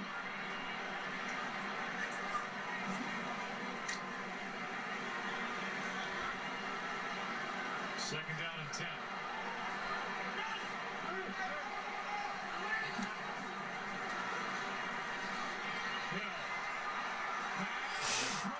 Ooh. That might be. That might be picked. They're going to say it is. Yeah. God damn. Just run the clock. I don't know why they didn't. Sean Payton, that's why. I think that's a pick. He went for Stills, which was just Micah Parsons covering Kenny Stills. That looks like a pick. And let's make sure both feet are in. Parsons was in coverage on Stills. The catch. Yep. And he drags Yeah. the feet That's a pick. First of all, both teams made a mistake here. Why are you throwing like that into Kenny Stills? And Cowboys, why the fuck is Micah Parsons all the way back there covering a wide receiver? Watch the ball on the It ground. becomes a little different story potentially. As he's going to the ground here, the left hand comes off it.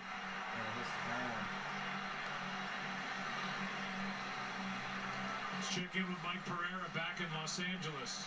I'm going to say that stands. It's a heck of a play. The old toe drag and That stands. control. But watch the right hand gets control of the ball, and to me, he maintains that control as he's going to the ground. Doesn't come completely off.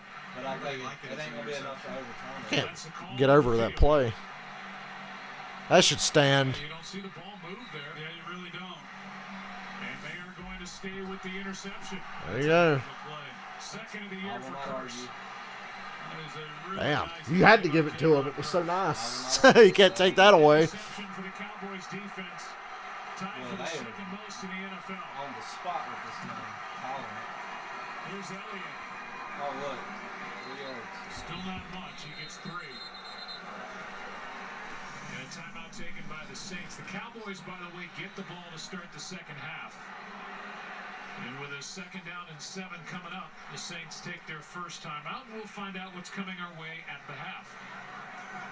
Coming up on the Toyota halftime, we'll look ahead to Sunday and talk all those big games. Plus, all right, this one time. How about them Cowboys? Jimmy's got nothing to worry about. Come on, we'll see you on the Toyota Awesome. Great work, Greg I hope that Olson. was a pick now. I saw Big Fangio do that at a press conference at AT&T Stadium a few weeks ago. How about Vic? How about the Broncos are 6-5? It's funny because Sean Payton's not even the best coach with the first man scoring in the league. Throws and Another nice sideline catch. on the sideline, Damn. and the catch is good by Gallup.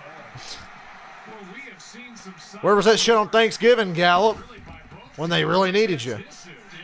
And it was a pretty aggressive timeout by Sean Payton after that 3-down That's a catch, buddy. Tight, boy. before the 2-minute. That's tight. And Payton calls the referee Brad Rogers over. That's a catch. I don't know how It would have to be a challenge. The play started outside of 2 So the Saints are going to challenge that. Tell me they're not desperate. The 2-minute warning. The answer is no. Okay, that's Ah, No desperate. And we're at the 2-minute warning. And Gallup, who's made So the Cowboys are going to win this game because of their ability to catch on the sidelines. hell of a catch. Cowboys have it up 3.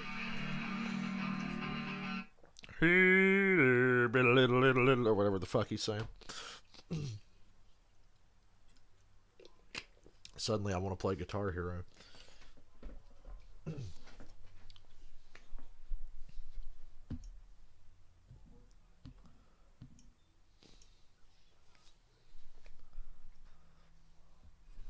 Seriously, why was Micah Parsons downfield having to cover Kenny Stills? Because it's Kenny Stills. Because it's fucking Dan Quinn's defense. Stills would have dropped it anyway, but why the fuck would you have Parsons down there covering any wide receiver? What? Insane trade rumor has the Raiders acquiring Sean McVay. I don't buy. I heard about that, and I don't buy it for a second.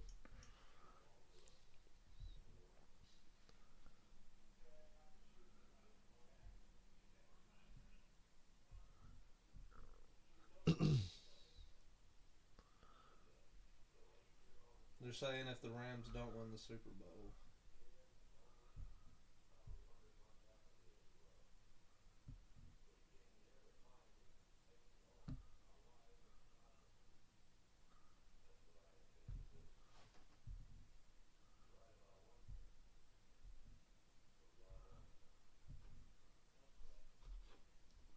They're saying the whole reason it's even being brought up is if the Rams don't win a Super Bowl, they literally have no draft picks for like 40 years. So like the only way they're going to get any. Even though McVay does have to approve it.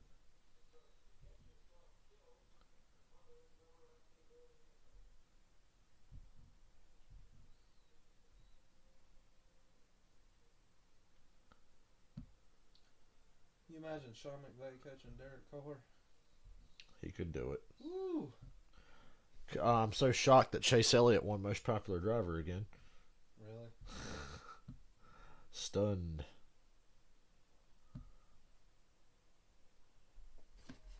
Two minutes left in this first half. Cowboys 3 timeouts. Leading by 3, and they get the ball to start the second half. How about this officiating crew and the job they've done with 3 calls? Yeah, I can't knock these refs tonight. They've been on the money. Moments ago, the interception by Jaron Kearse. Underneath Elliott, a bobble, and he is brought down immediately out of bounds by Lattimore. A gain of just 1. They have been on it, you know. It's a thankless job, as we know. These guys in stripes, they have families too, and they are getting it done tonight. Kudos. A warm-hearted Troy Aikman. Second down and 9. They haven't had their first taunting or bad roughing the passer penalty yet. 3-man rush. Oh, jeez. Pass caught by Schultz, and he's Hey, look at Malcolm Jenkins actually finishing a play. by Malcolm Jenkins, 4-yard play. The Cowboys on third down, just 1 for 5. Can't run the ball. And we've seen Dennis Have to Allen. throw He's every brought a time. lot of different stuff. He's brought a few blitzes. We'll see how he decides to play it here on 3rd and 5. I'm all in on the blitz right here. All in. Very aggressive. Fuck you when you pass. Prescott throws. Oh, my God. CD caught another one, and he's still going. What a catch. Absolutely perfect, and Lamb snatched it for 20 yards. I don't know how he got that ball in there. Bradley Roby was in coverage, and he was in a good position. I mean, just a perfect. I'll say this about that. That was a Aaron Rodgers top throw there How'd that ball get there? by Dak. I didn't know he had that in him. All that time. Broken up, shoots the target, Yeah. and a good play made by Lattimore. Back to that 3rd down completion. But a flag down first on this last play. Holding. Defense. Boo. 5-yard penalty, automatic, first down. That ball was so good that Dak Prescott threw that it even caught CeeDee Lamb a little bit off guard. He didn't see the ball thrown. Ball's just right on him. There's the penalty. That was just called. Bradley Roby holding CeeDee Lamb. Oh, boy. That could have Into been the bad. air by Roby. 2nd down and 10. It's a drive that started on the 5-yard line. Still plenty of time. Cowboys still have all 3 timeouts. They're now across the 50-yard line, and they got a chance to not only come away with a field goal, but plenty of time if they're able to continue to move the football and get a touchdown. 2-1 pass to rush.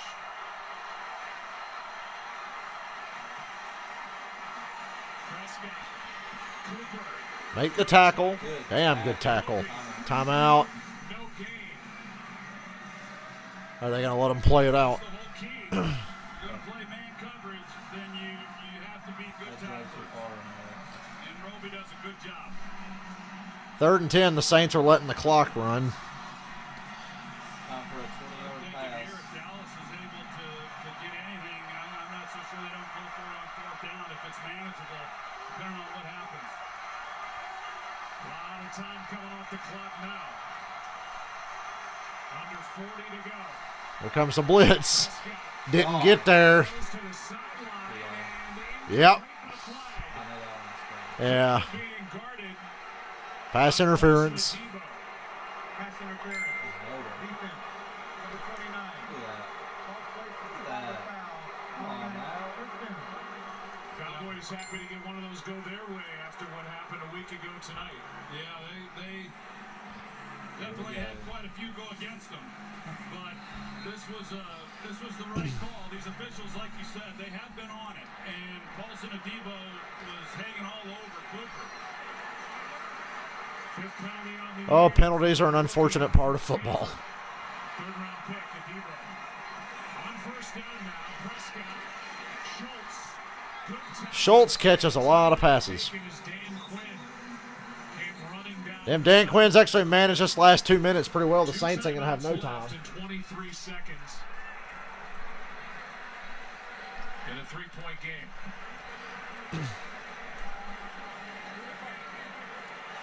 And we'll welcome you inside the broadcast booth, Joe Buck and Troy Aikman. I'll echo what you said earlier. You know, this game, this is an undermanned New Orleans Saints team, but this is a 3-point I think this game's starting to here get away from the with Saints. under I half don't a think they're minute going to do go shit in the half. I second think Sean half. Payton would take it. Well, he would prior to this drive by the Cowboys. I mean, they had the interception, they have a chance to come away with points. The Cowboys get up by 2 scores. I don't feel good about the Saints at all. Like I said, and the Cowboys with 2 timeouts, they're hoping the Saints are holding the 3. Here's Pollard out of bounds. Now 22 seconds remain. Well, here the halftime is coming up after that 1-yard pickup by Tony Pollard. 2nd and 9.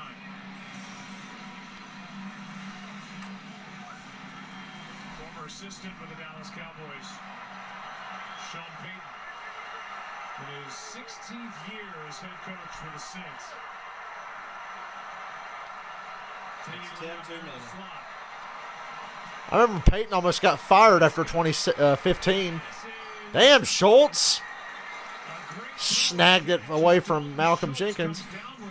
1st and goal. 10-yard completion. Well, we saw Schultz on the field a little bit earlier. He was banged up. He goes up and makes a heck of a play on the ball there. He's had a few drops here in recent weeks. A little bit of a mini slump, but man, he's made some plays in this game here in the first half. It's a pretty contested throws. He goes up to... They got 16 seconds and 2 timeouts. Good catch for Schultz on 5 targets. 1st and goal.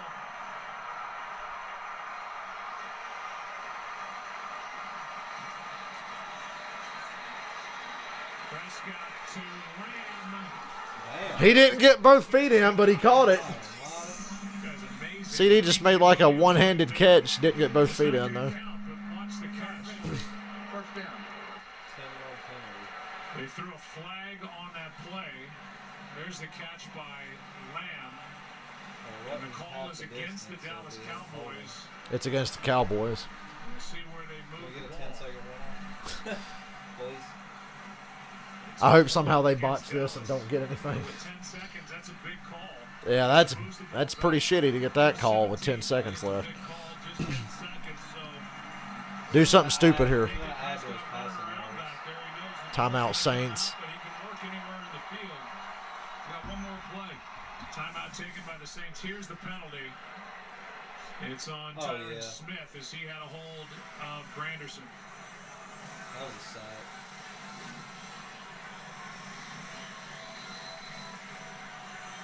So 1st and goal from the 17-yard line.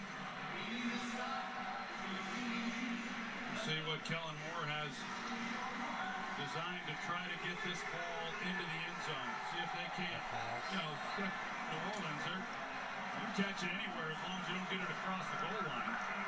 2 timeouts remain for the Cowboys.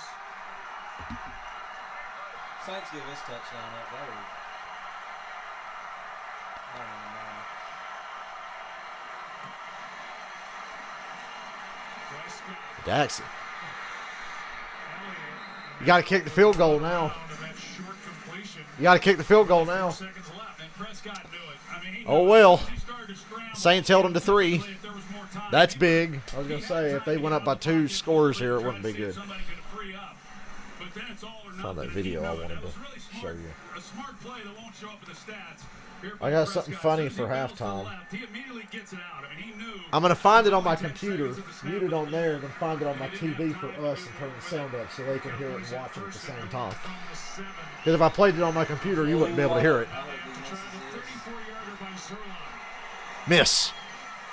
He made it. Of course he did. This is 13-7 at half. All right, let me find this video. I can remember how to find it. It was a video of somebody using NR 2003 to make fun of how bad ESPN's NASCAR coverage was.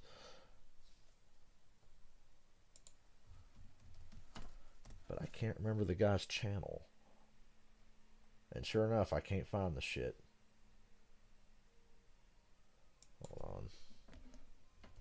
NASCAR radioactive parody. Damn. Oh wait, I found it. I found the guy's channel. Okay. I gotta get the videos in my watch history. So let me mute that for a second, just to get it in my watch history. All right, now we'll go back to 0. Now I'm gonna find it on my TV and turn the sound up. Michael, if you're still there, you're gonna love this. This shit's funny as hell. Then we'll play it at the same time. Make sure the sound's up good enough. Yes, I know I've got a live stream right now. Thank you very much. We're glad to have you. Hold on.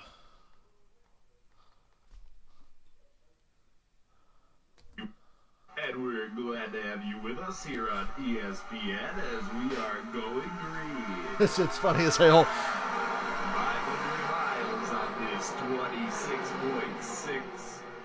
26.6.26 mile racetrack. Matt Kenseth gets off to a good start there. And what these drivers need to be thinking is if they got enough tires on their tires, and if the new track surface is a brand new track surface. Listen to this. Because he downed 4 energy drinks this morning, and now he can't stop going to the bathroom. So on his next pit stop, they're going to fit him with a bigger urine bag because the one he has now overflowed and spilled all over the car. Kyle Busch not happy about the current situation. Back to you. They don't even talk about Harvick. Whoa, Kevin Harvick slow on the racetrack. Man. Hard to see from that angle exactly what happened. He spins around and he gets spun all the way around. You see the roof flaps deploy. And what I like about that is all 4 wheels stayed on the ground. That is a testament to the safety of these race cars and what NASCAR has done in mandating the safety. Ryan Newman, he's a big boy. And got a car around there, guys. Whoa. Oh, Who'd you? oh, This man. Oh. And there's trouble for Kyle Edwards. Kyle Edwards. 4 cars, big contact, and we have a caution. And we have a caution. That didn't take long, did it?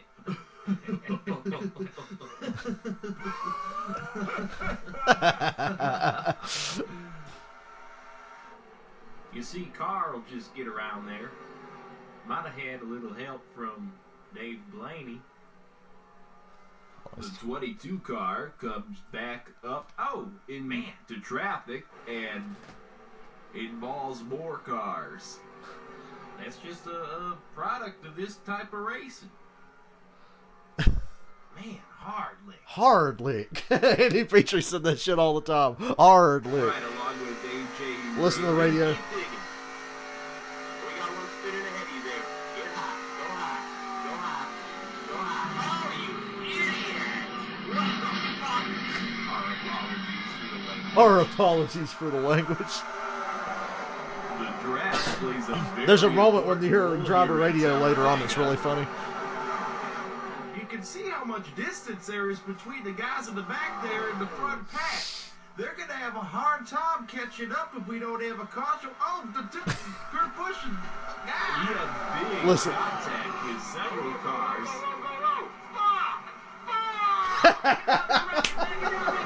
Fuck. David Vickers as well. Hard things.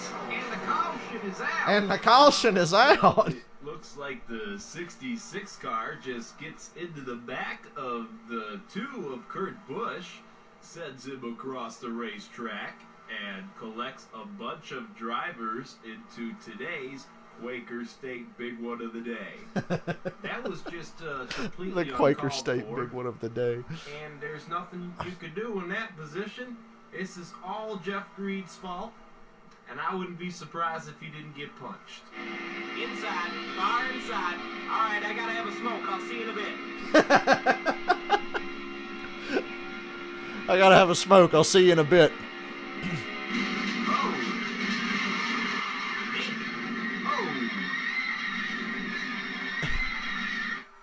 Next next flag ends the race. 1 lap to go. Kyle's going to try to get a push from Ryan Newman if he can. It's a long way to the start-finish line. Oh, there goes Kyle Busch. Kyle Busch is around.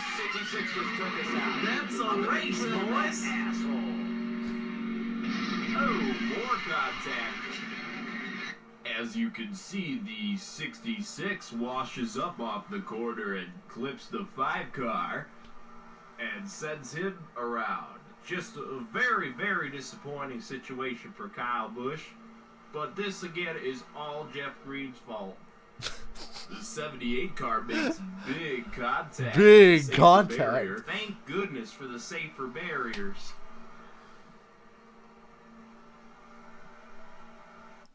He has another one. I gotta get to his channel, though. We're glad to have you with us here on EA. Fucker. Oh, cool. It went right to that one, too. It's a beaut. Shut up. Alright, I gotta sync it up just right. And... go. It's a beautiful day for This one's a parody of the Radioactive that they do on Fox every all week. The drivers are pumped up. It's the biggest race of the year. You're going to see a heck of a show. Just keep it straight and smooth, Jimmy. Let's get that win today. My wife texted me last night. How do you do that, man? Yeah, pretty sad. That guy sounds just like Matt Kenseth when he said that. Anyway, none of you people gotta defend themselves too. Green, green, green. Green, green. And the green flag is out on the Verizon 500, formerly known as the Daytona 500. What the f*** people doing racing before the last lap? It's just amazing to me to see all these people out here that have no idea what the f*** they're doing. Why is everyone getting so f***ing close to me? Kevin Harvick inches in front of Jimmy Johnson, trying to lead a lap. Rewind in front of you? Yeah, I can see that. Oh, problems! Problems! It's turned around in front of the field, and it's the big one at Daytona.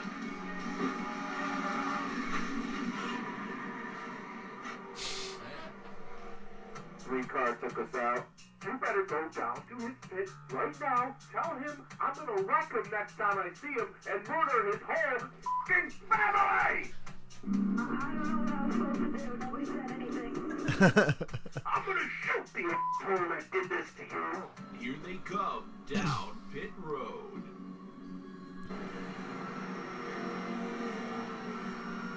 Number 16, too fast, entering.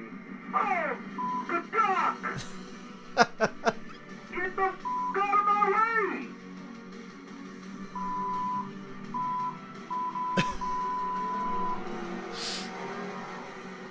Well, worst pit stop ever. Thanks, guys. Goose. Tell me that's something he wouldn't say. Saying prostitutes ain't cheap these days, I'll tell you what. My old lady gained a tremendous amount of weight. Green flag, green flag. You tell it's NR 2003 because of the single file restarts.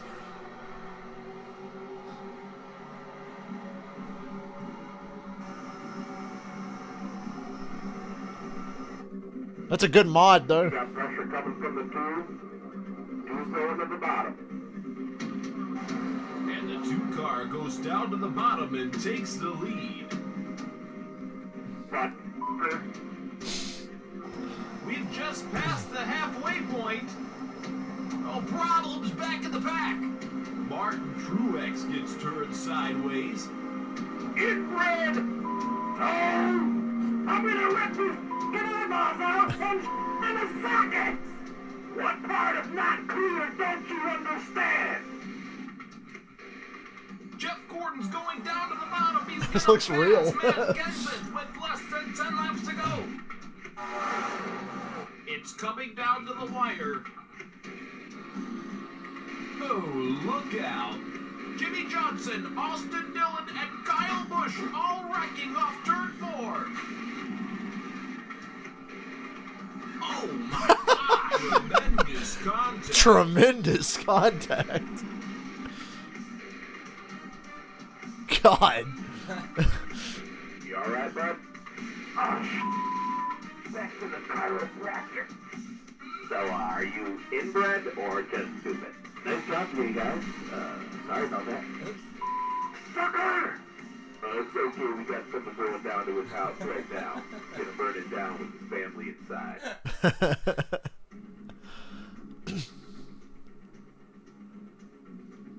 Alright, you can get this motherfucker. Put him in the grandstand and kill him!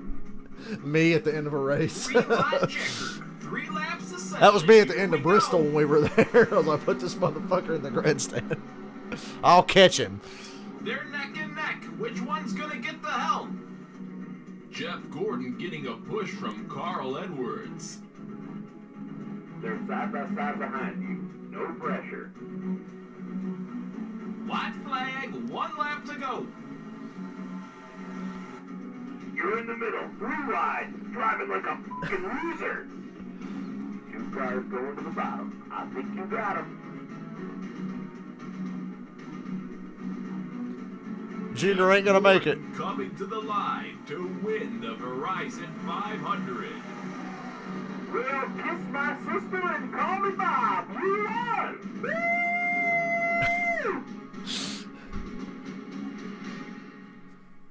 I wish this guy would make more videos.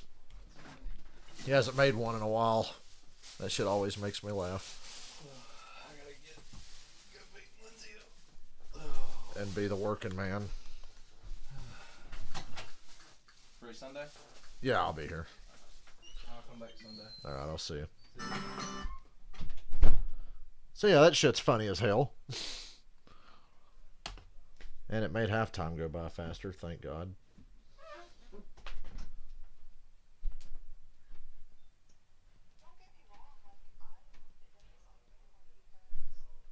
And we're back. Second half, welcome back to the booth. I'm Joe Buck, that's Troy Aikman. Some have called this one of the better tackling games that we have seen so far in 2021. And I would say on New Orleans' side, I know we're getting ahead of ourselves because the Cowboys are going to have it.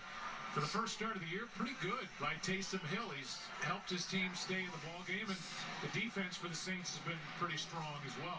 I think that overall you'd say they'd be happy to be where they are right now in the first half, limiting Dallas to that 3 points. But the interception obviously was huge, and there was a really nice play by Jaron Kearse. But the drive by Dallas to end that half, maybe now they'll get something going. But there's been a lot of pressure on this Saints team throughout the year on defense, that they have to be the ones who play great in order for them to have any kind of an opportunity. And so this opening possession of the third quarter for the Saints defense is really big for them to be able to make a stop and not give up another drive like they just did. Dylan had to go pick up his wife from work, and then he's got to go home. He's got work in the morning. He works at FedEx, so he's got a good fucking job. Lucky guy.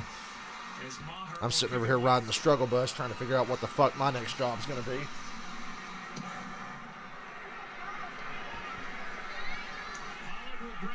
Here comes Pollard. Shannon Sharp kept calling him one time Mike Pollard. A week ago tonight, he returns it for 22 and will send it down to Aaron Andrews. 13-7.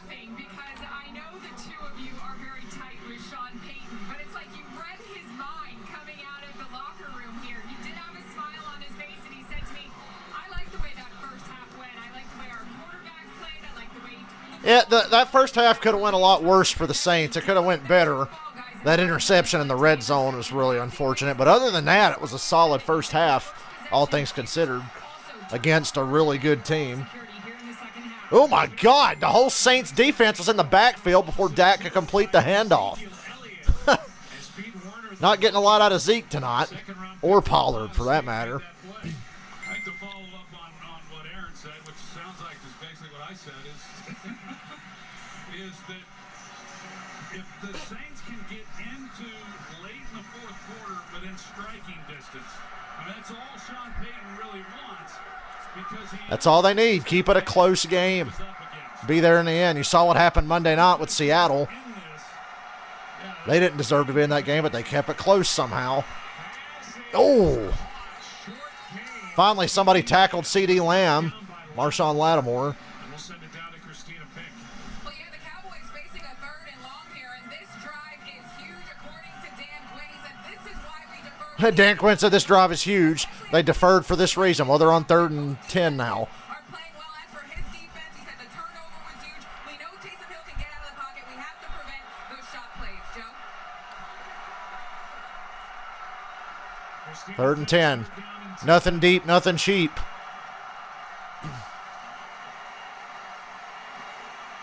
They go just out of reach of Gallup. 3 and out for the Cowboys to start the second half. Dak Prescott's already thrown the ball 25 times. That's not a good sign.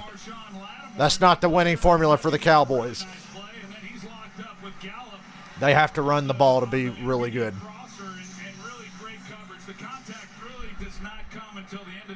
And Lattimore's having a pretty good game.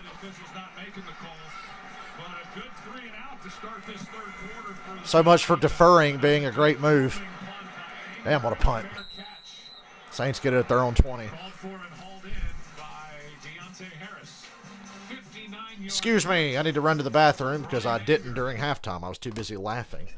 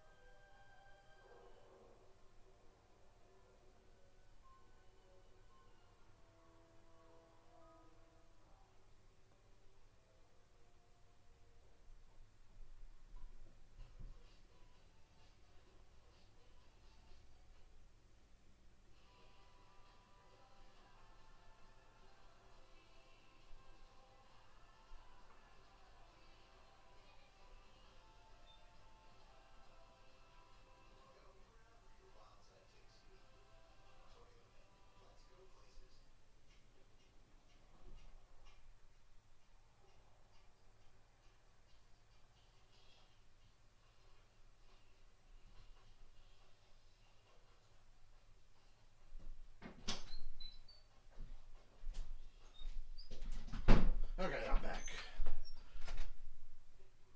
Yeah, O-line hasn't done much run, but pass protection's not bad. And that's good because he's already thrown the ball 25 times and we just started the third quarter. Presented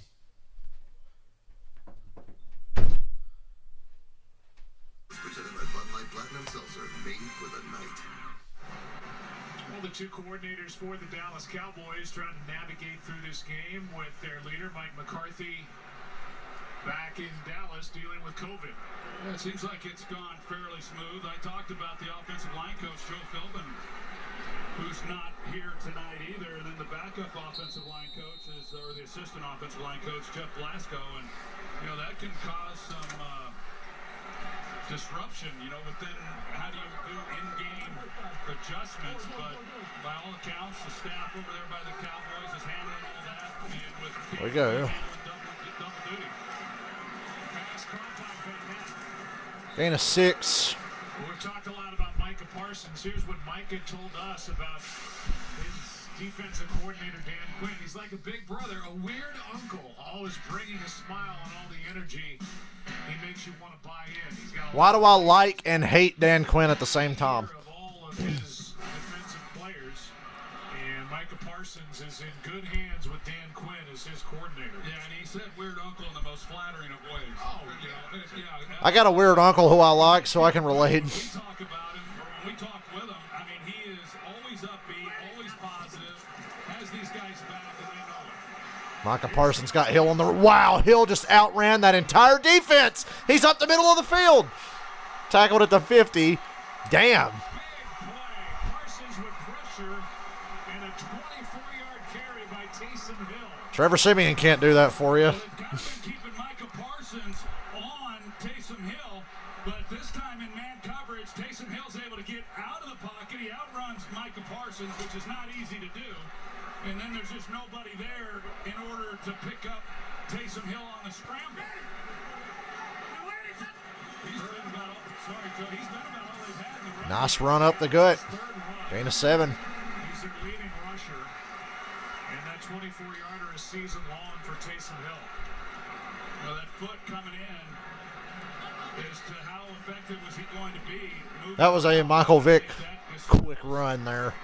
Any concern That play that Hill got. and what he's capable of doing, that was really a nice job by him, recognizing the man coverage by the secondary and then finding the lane and taking it.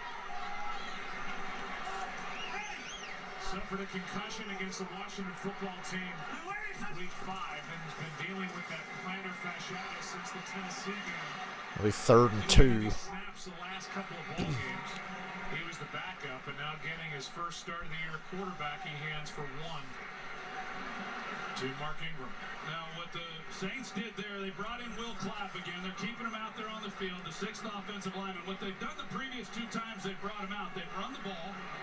They run it. Now, we're talking 3rd and 2 here, so a little bit different. But on the next play... I'm Saints fans. I'm nervous because you're just one wrong hit away from being back to Trevor Siemian, and Taysom Hill's not exactly 100% healthy anyway.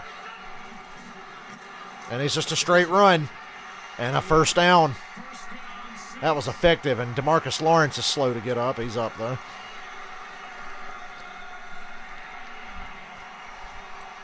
Pretty nice when your starting quarterback can also be the wildcat that we've seen from others. And I thought that Dan Quinn made a really good comparison when he compared him with Cam Newton because of the size. And he's not Lawrence out of the game for the Cowboys. He took a hit from his own teammate. I think he got kicked. He's able to lower his shoulder and run tough, just like he was able to pick up that first down. And it's another straight run with Taysom Hill. He's got 8 yards again, down to the 30. A gain of 8. Well, you just kind of wonder if maybe even Sean Payton's been a little hesitant to go with Taysom Hill on the runs, but after he saw him scramble for that big gain, that he said, hey, this guy's ready to go. And they run on 3rd down. They come back here on 1st. I was wondering if they were going to hold off on that until the second half. Throw it at him in the second half. The time we've shown him between plays here in the second half. Hit it on the right arm of Dorrance Armstrong early in the game. He's going to run it again. Another first down. 7 yards. 6-yard carry. Until they can stop it, just keep coming at it. With 42 That is 3 plays on this drive. They just had no answer for it. You know, we've seen this from running backs over the years. A guy gets a hot hand, and you just keep feeding him the ball, and you just wear down a defensive front. I don't know that I've seen it quite like this. Now I'm going to hit him with the running back. I like being run heavy, dealing with everything that the Saints are dealing with. That was his 4th first down rushing in the game. Now it's a deep play action fake. Oh! Incomplete. Should have been caught. Second down. This is one that Taysom Hill wants back. He's a Yeah, it was a little short. Late on the throw, and it was short. Smith had to come back for it. Damn. He's got 5 yards. You just lay that out there to the pylon and let him go get it. That's he knows it too. That's his worst throw of the night, and that would have been a touchdown. Maybe go back to running it. Setting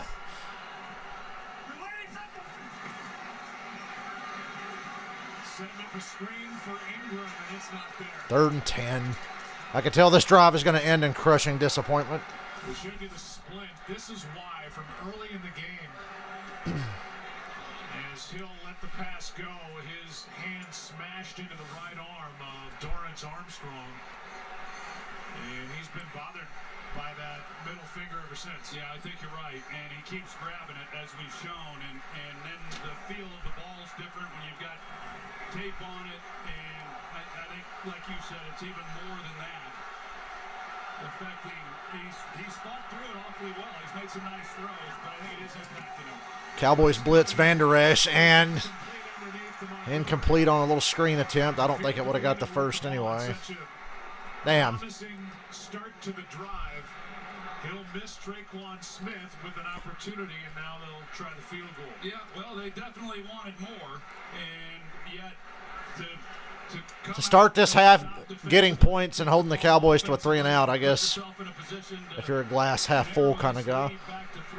Hey, Robert. Robert, you wouldn't happen to have a vested interest in who wins this game, would you? Brett Maher from 42. Missed from 56 in the first half. It's good. 13-10 Dallas. 3-point game in New Orleans. It's closer than I thought it would be.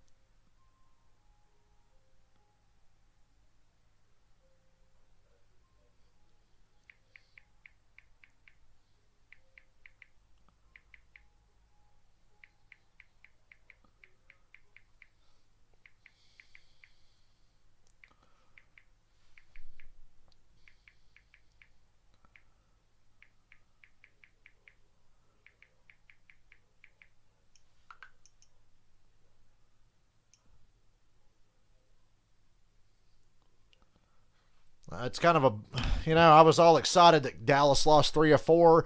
Washington's on a win streak, but the NFC is so bad, Dallas is still going to make the playoffs even if they don't win the East. I'm pretty sure they will, even if they don't win the East. That's the shitty part about having that extra team now. Everybody has such a fucking margin for error. Excuse me, can't fucking speak. Like Dallas and Tampa Bay, who are the 2 teams I fucking hate the most right now.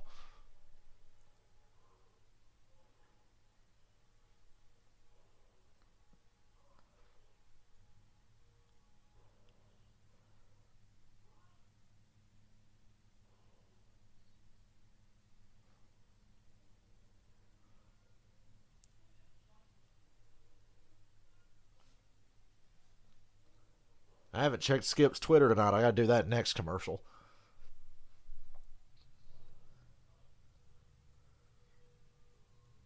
Hopefully he'll be posting another crying video at the end of the night.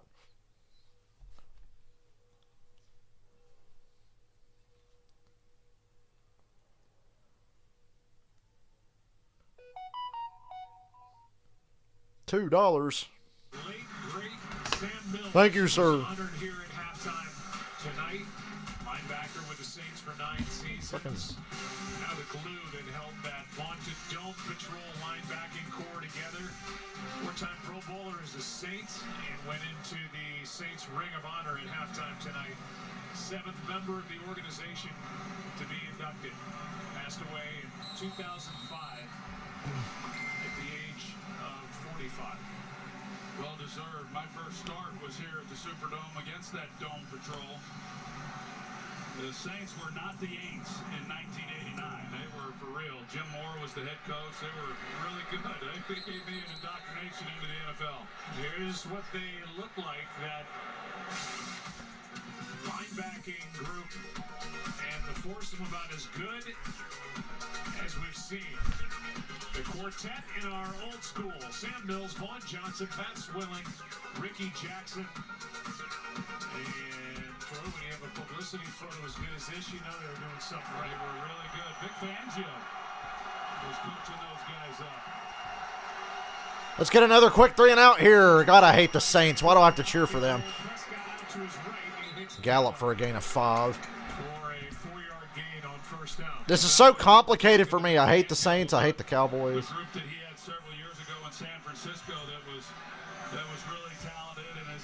the best group you've coached? He said, I coached that group in New Orleans, He names them off, and those four we just showed, they were really talented. Great to see Sam Mills honored.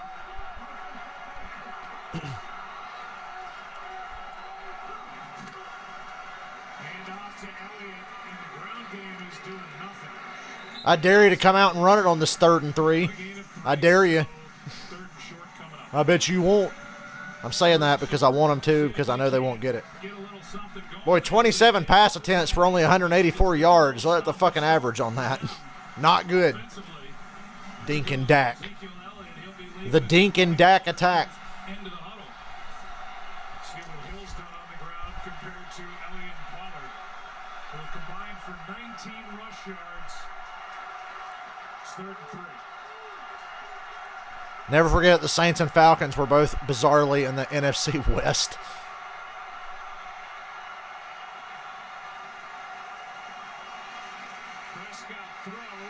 Incomplete. It's 4th down. The Cowboys go 3 and out again. Hardy har har. He definitely wanted it as Pollard comes down. That's why they go with him in the lineup, because of what he's able to do as a receiver.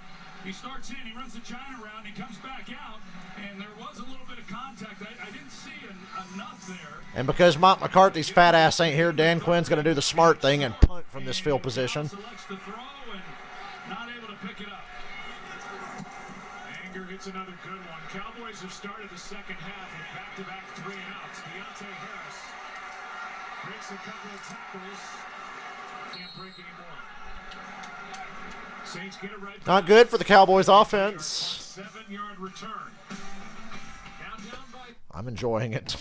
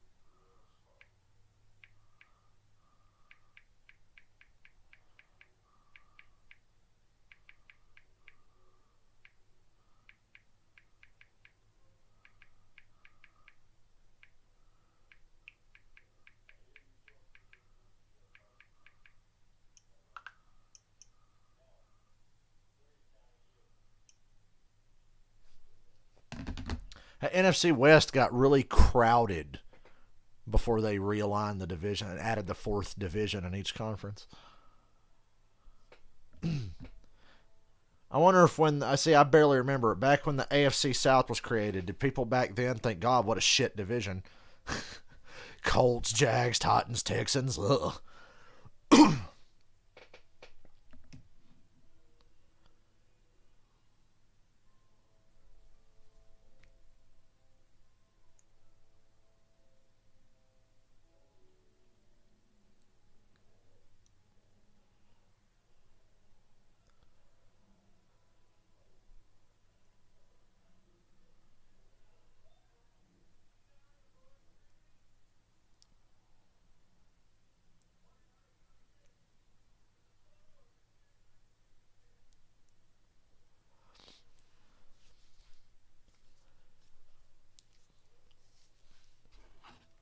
National World War II Museum is the Yeah, and Seattle was in the AFC West. I do know that. A lot of kids today probably don't.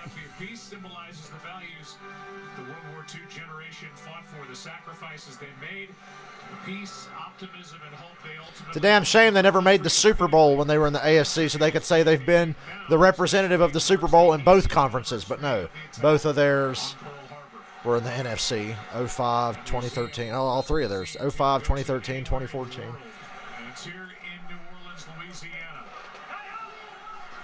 Home to the Saints, who take over at their 21, down by 3. Curse gets picked up on a blitz. And the First down. by Deontay Harris for first down. The Saints can get first downs. The Cowboys not having such luck.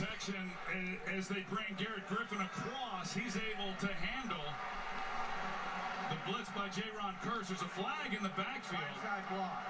Blindside block. He turned away from him. How you going to call blindside block when the defender turned away from the guy to make it look like it? That ain't right. First down erased. This is 32. That's a terrible call. That's a fucking horrendous call. I don't blame Sean Payton. That's awful. That's bullshit. That's fucking miserably bad. That is so fucking bad. They've had such a good night of calling a clean game, and they make that stupid-ass call. Sean Payton couldn't have schemed that any better with the protection that he had on. Picking up Whatever, man. What the fuck ever. pass to Montgomery. 2nd and 21. As Brown comes up to make Well, the this stop. drive's Well, dead. it's a No great chance kill without a this one defensive is penalty. because, for a lot of That's a terrible offenses, fucking usually call. it's for any offense, but especially this one because every yard is hard. Well, they just kicked this game in the nuts. Way to go. When you have those kinds of penalties, especially when I don't think it should have been a penalty, nor does Mike Pereira. It's a challenge then for this offense to be able to manufacture enough yards to pick up the first down and keep this drive. 3rd and 15. Really exciting stuff here. Timeout for Rocket Mortgage, 6 for service. Cowboys fans won't complain about that call. Salute to service game. They did a bunch of talking after last week. $1,000 toward the fight to end veteran homelessness. Find out more at Rocket Mortgage, 6forservice.com. Total donations. Fucking god-awful. That is fucking abysmal. Taysom Hill buying time, throws, and behind Oh, what a surprise. The Saints go 3 and out after a stupid-ass penalty. on the blindside block. Killed that drive. That's all on the officials. They killed that drive. Stall out. Because they're bad at their fucking jobs. And see Sean Consistently bad at their fucking job every goddamn week. We're hearing stories about how shitty they are. conversation, but Taysom Hill is really struggling with the finger. Even that throw where there really wasn't a lot there. I just think it's That'll kickstart the Cowboys now. Because they'll get good field position here probably. Gilligan hits a nice one. That's a good punt. Staying away. Good bounce. They didn't get the great field position I thought they would. Well, here's the call against Garrett Griffin as he picked up J-Ron Curse coming on the blitz. Fucking god-awful. That is beyond fucking stupid. These fuckers actually get paid to come out here and do that? And I'm sitting on my ass wondering what I'm going to do next, and these fuckers are getting paid to be bad at their fucking jobs.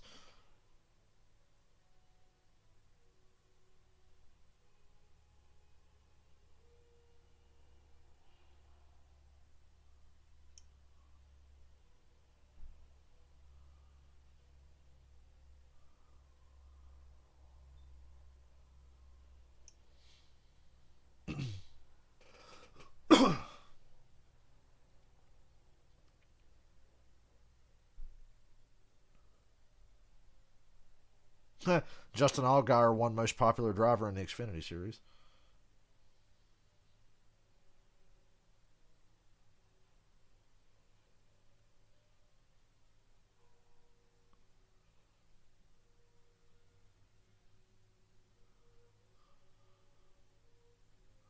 Damn.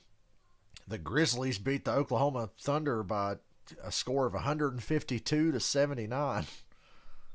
Largest margin of victory in NBA history. Really? Damn. How you get beat that bad?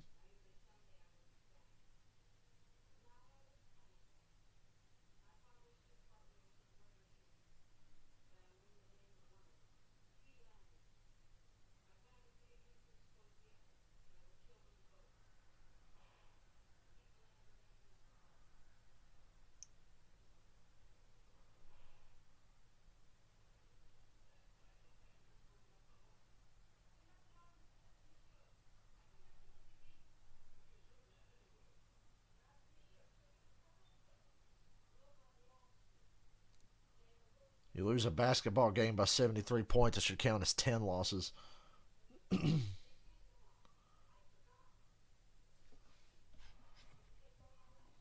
or the Washington football team takes on the Raiders. Sunday on Fox and the Fox Sports app. Check for the game in your area. Welcome back to Thursday Night Football presented by Bud Light Platinum. We've been watching Sean Payton just work every Never forget, the Jets and Jaguars have more playoff success since 1996 than the Cowboys have. Just throwing that out there. Jets, Falcons, Texans, Jaguars, Chargers, Colts, all kinds of bad franchises. Dak's wanting to load up and go deep. Oh! It's crushed. And the pass is incomplete as Onyemata got there to Prescott. Well, this is one of those where Dallas was hoping to maybe take a shot deep down the middle of the field, but the Saints... Tell you that Saints secondary is no joke. Onyemata is a force inside. In the run game as well as getting pressure back on the quarterback. You see as Prescott's looking downfield, just nothing there. Just gets rid of it.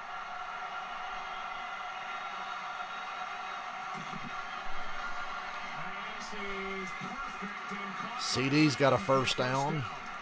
Hey, they got a first down. Good for them. For the Dallas Cowboys and a good throw and catch.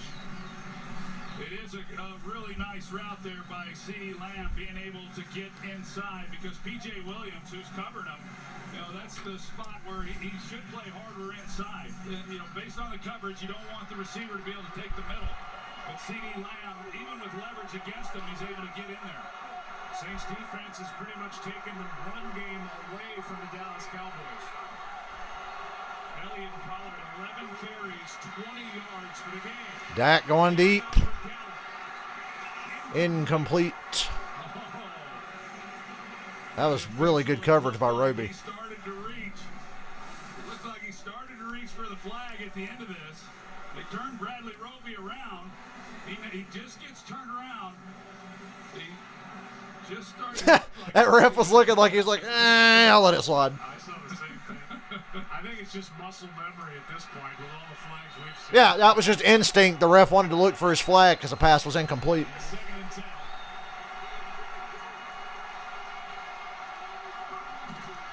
Little toss to Pollard.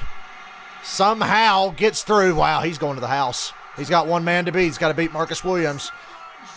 Touchdown. Touchdown, Dallas.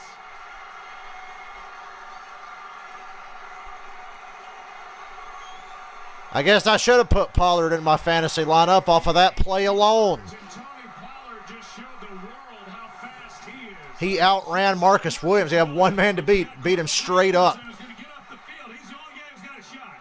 And then after that, but Marcus Williams is playing center field, and he's slow playing it, thinking that he's got the angle, and he didn't want Pollard cutting back against him, and he's got the sideline to work with. And Pollard is just a difference maker. Crazy speed. He might have to get a contract soon, you would think. He's going to get offers from somewhere else to be a starter. I'd love to have him in Atlanta. Can I get Tony Pollard and Cordero Patterson in the same backfield together, please? And Mike Davis, worthless ass, can go back to Carolina. I knew my instincts were correct when I picked up Pollard this week, but I didn't start him. He just doesn't want the cutback, and he underestimates just how fast Pollard is. He just keeps going. I mean, otherwise, you at least make it. You take an angle that forces Pollard to come underneath. And I think he thought he could still get there and make a play before he got to the end zone, but he never did.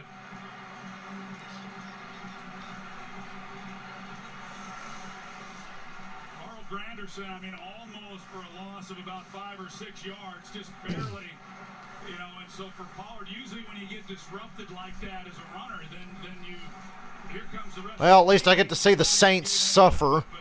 I get to see the looks on their stupid faces after plays like that, so that's making me feel good. Since the Cowboys had a carry of over 50 yards. This is Alfred Morris back in 2017. Remember when Alfred Morris broke the single-season rushing record for the Washington Redskins? I mean, the Washington Redacted. The Redskins rushing record. In his Hall of Fame career.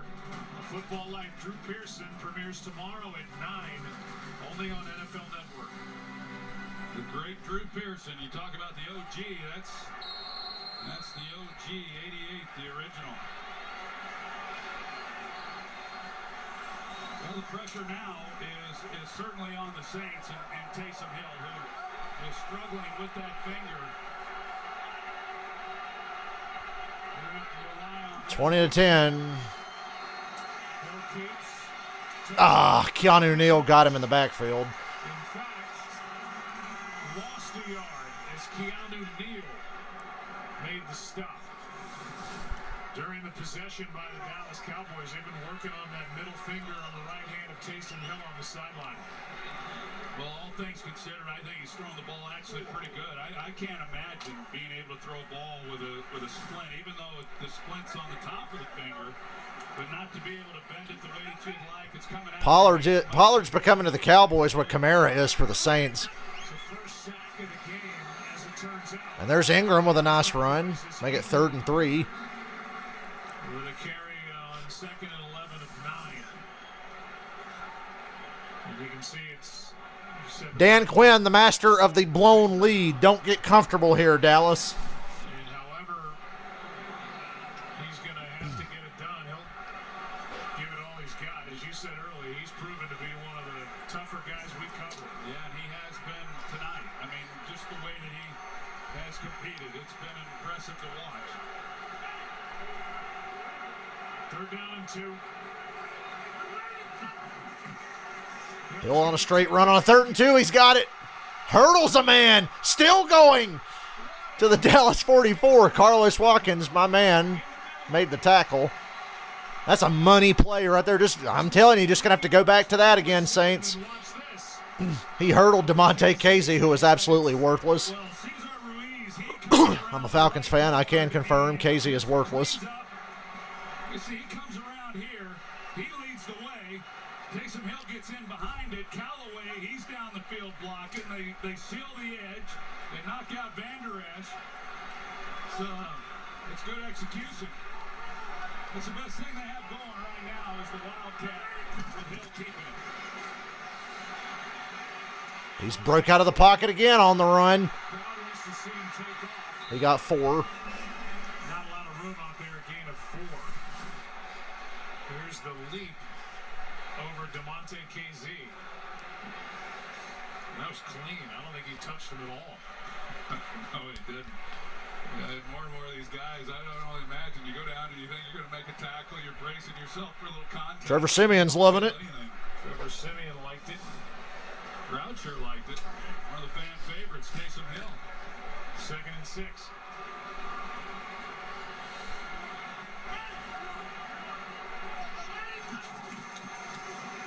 Here he is right side.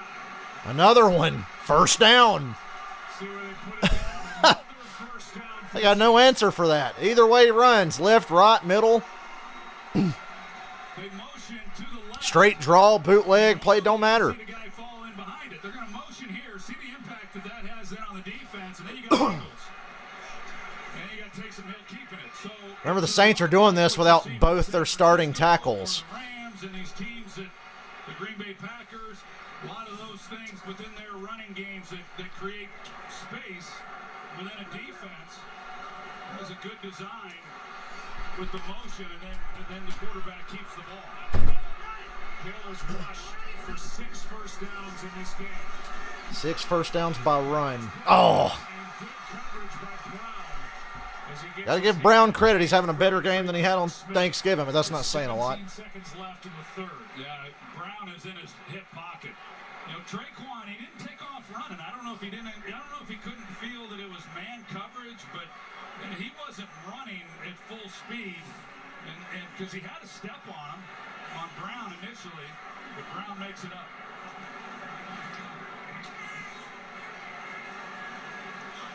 Second down and 10.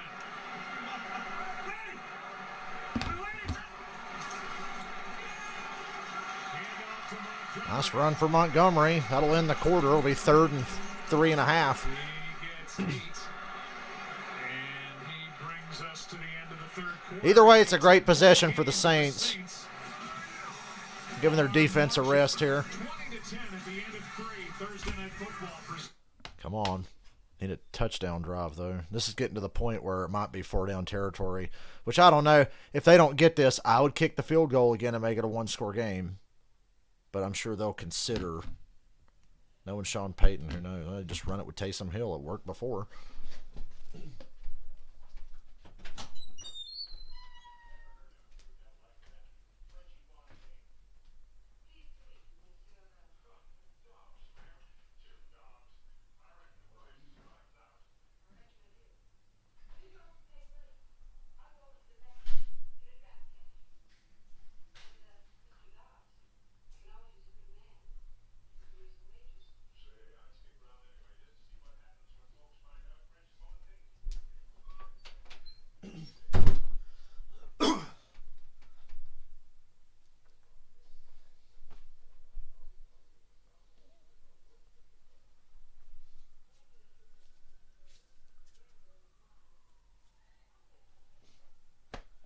Still here, stretching my legs.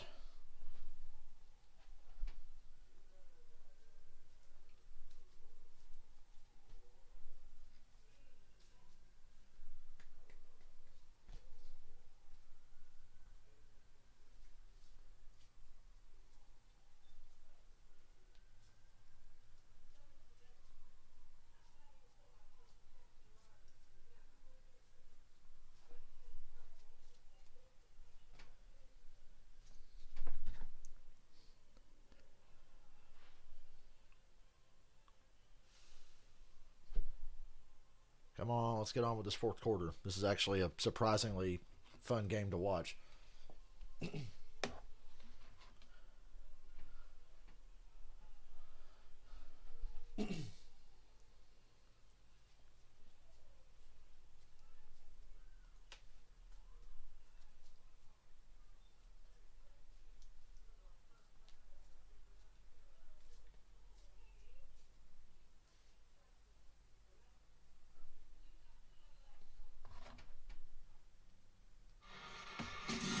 Thursday Night Football presented by Bud Light Platinum. Plenty of activity, and that activity is back in New Orleans, Louisiana. Taysom Hill. 3rd and 2. In the first half, 2 carries, 12 yards.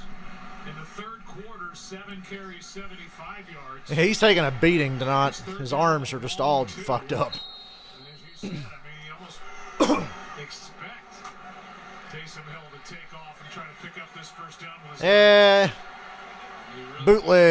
bootleg, you fuck. Actually, I don't know. They've been sniffing out them bootlegs, but here they come with one, and Parsons is all over it and takes the Saints right back to the 40.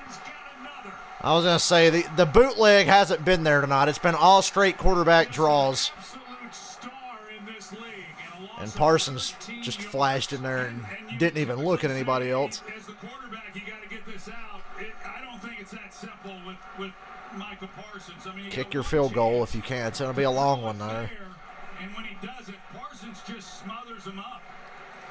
I mean, Parsons is not only fast for a linebacker, he's fast for anyone on the field. He's one of the fastest players on the field regardless of positions.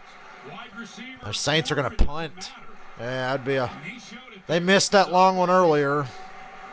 You know, Peyton may go for it. And a 13-yard loss knocks New Orleans out of field goal. Puts the Cowboys at their own 4, though. Is down at the 4. 20-10 Dallas. Damn, that was about as bad of a play that could have happened. That wasn't a turnover. You want a commercial, or what the fuck are we doing? Let's say they were lingering for a while.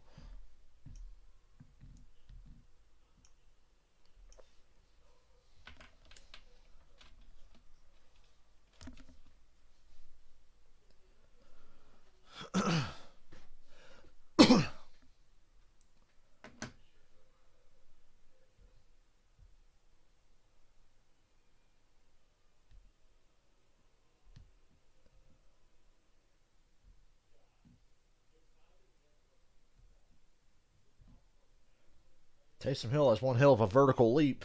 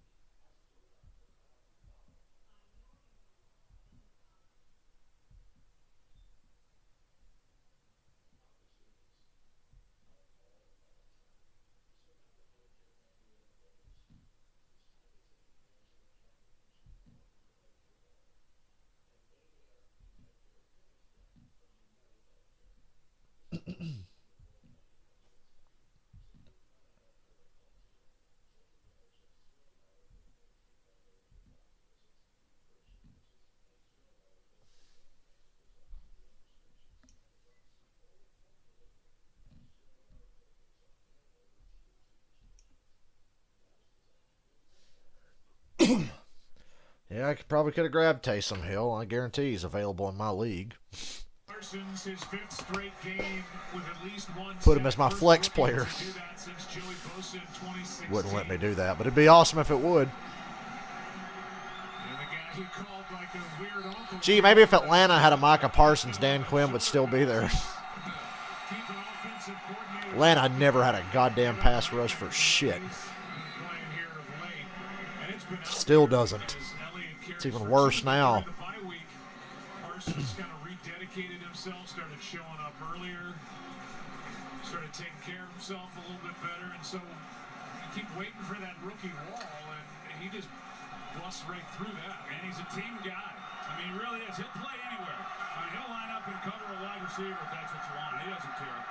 And he just wants I don't know who watches those shows, Michael. Like, how do they stay on the air?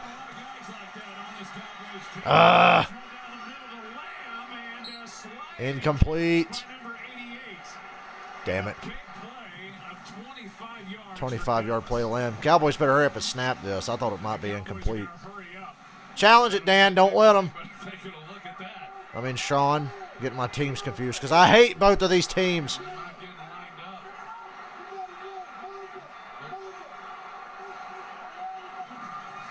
Unfortunately, that play stands. Twisted up. Let's go to that previous play, the completion to C.D. Lamb.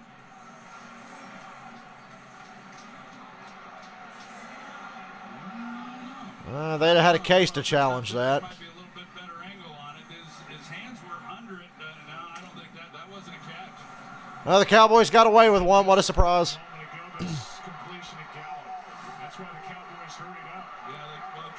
They can put the game away on this drive if they're able to get a touchdown. And Zeke just got to the outside where nobody was and gets a first down. But you can just see with the way he's running, as that bruised knee that he suffered week 4 against Carolina, and he's just not running well. No, he's not. And even watching him go back to the huddle, he's staying in the game. But even as he was jogging back to the huddle somewhat, you can just tell. And I love Zeke Elliott. They got a 10-day break after this, and then I'd sit Zeke in the next game and try to get him healthy. That's one right there, number 21. Guy's a total team player, and he's as tough as they come, too. No push to Lamb on first down. Christina? Well, yeah, talking to Ezekiel Elliott before the game, he did acknowledge that knee can stiffen up on him at times, but between series, he said he has ways to manage it with the bike and quadriceps activation, but I actually haven't seen him doing any of that throughout the game. As far as the pain threshold, he told me it's like stubbing your toe. It hurts for a minute, and you just got to get through it, but point is, he just wants to play, guys. Well, he just wants to play, but it might not be best for his team if he does. First of 3 straight on the road.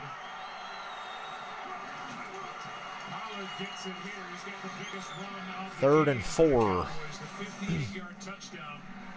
They made it 20-10. Fox Super 6 is giving you another chance to win $100,000. Money. Just scan the QR code now and enter your picks in the NFL Sunday Challenge for a chance at the jackpot. It's free to play. See, if I had my Ingles job, I'd be having to leave and go to work right now and not see this last 10 and a half minutes.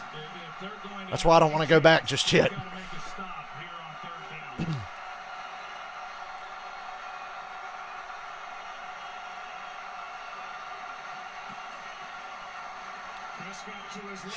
Tipped at the line, incomplete.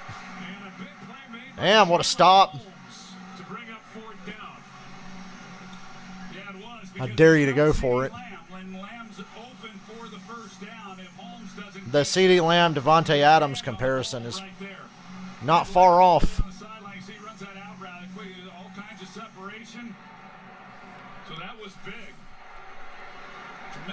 The Cowboys are going to punt. Being that interception, it would have been, points on that particular drive. But with that stop, they still got a chance. Harris stays away. And Brian Anger, who leads the league in 20-10. More Taysom Hill runs on the way, I hope. It's the only way they're going to win. They just need one big play.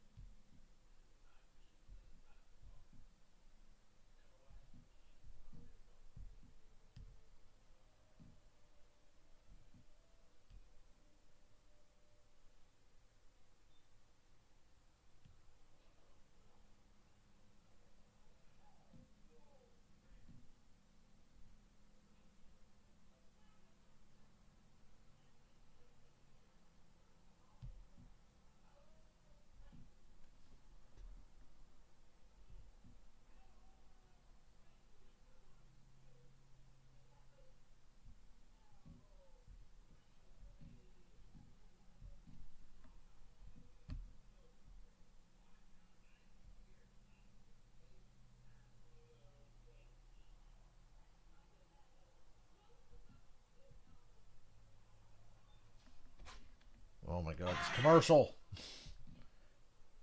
End it, please.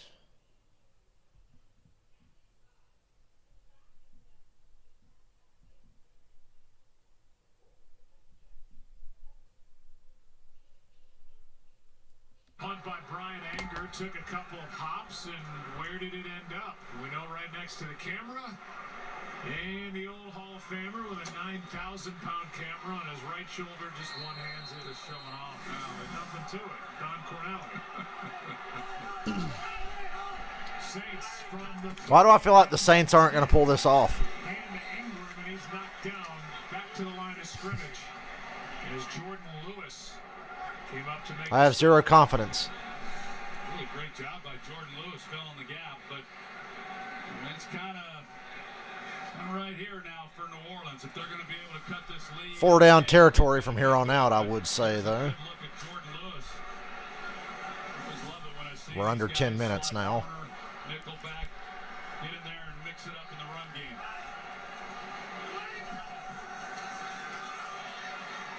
Pass to Harris. And they're on 3rd and 6 already. Is right there for Dallas. A gain of Well, it wouldn't be 4 down territory from this field position.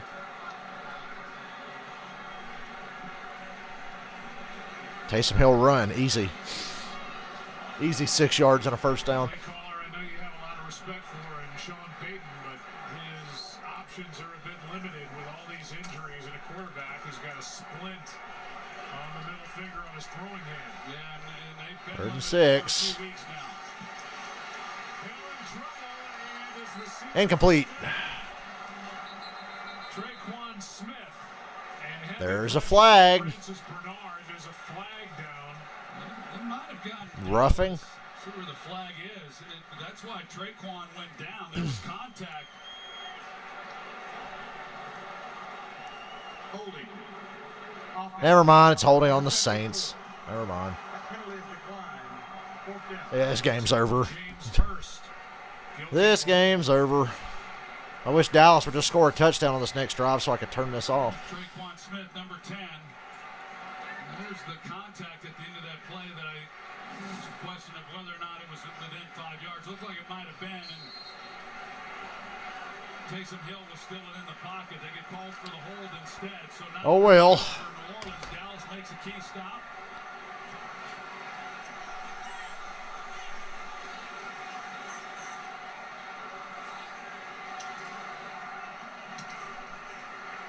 Another good one from Gillikin.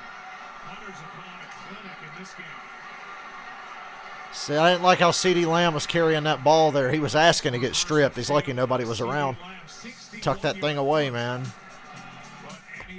10, 8:57 to go. Commercial after commercial. Because neither team can fucking get a first down.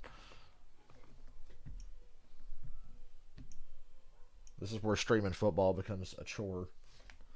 In a game that you pretty much know is over.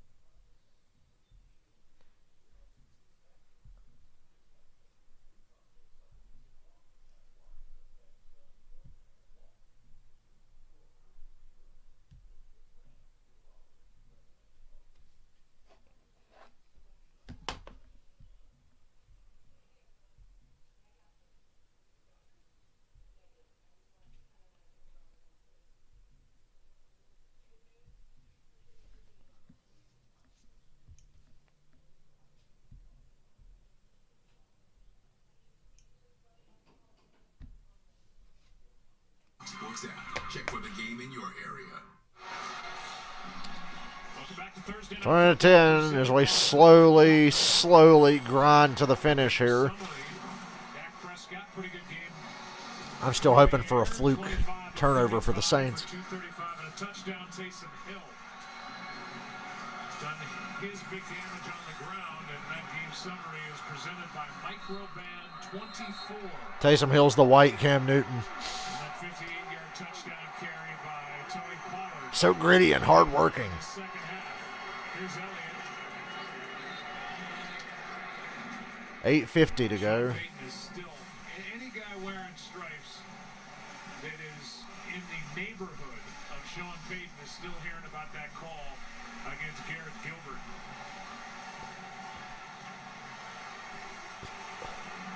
Well, that was a turning point in this game. There's no doubt. Yep. Game ain't been right since they blew that stupid fucking call. Blunts up, look. I'm not invested now. Ooh. Lattimore covering Elliott. That was a dumb decision by Dak to throw there.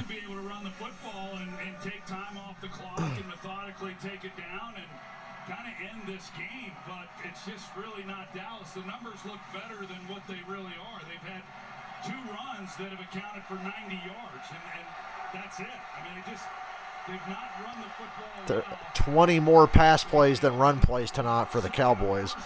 They get 3 yards, throw it, now they're forced to throw it again here on 3rd.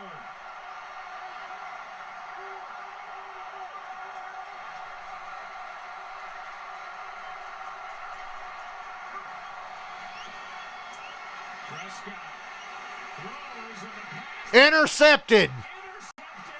Marshawn Lattimore. And the Saints get the ball at the Dallas 46. Okay, I was hoping for something like this.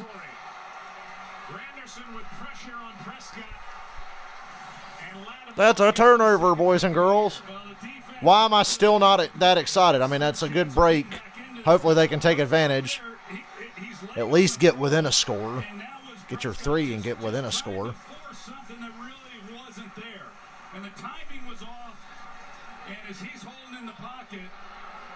Short field for the Saints.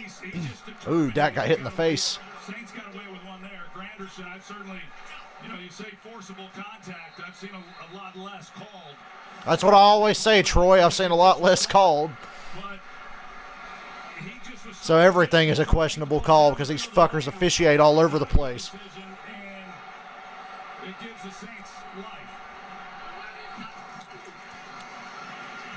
They go back to the well. Get 7 yards. As he takes it down inside the 40. Prior to the snap, C.D. Lamb was kind of with his hands up, waving around out of confusion, and he's the one downfield. Here it is. Yeah, he barely got lined up. I mean, he's trying to tell Prescott, hey, hold up. He's talking about the play, trying to communicate it.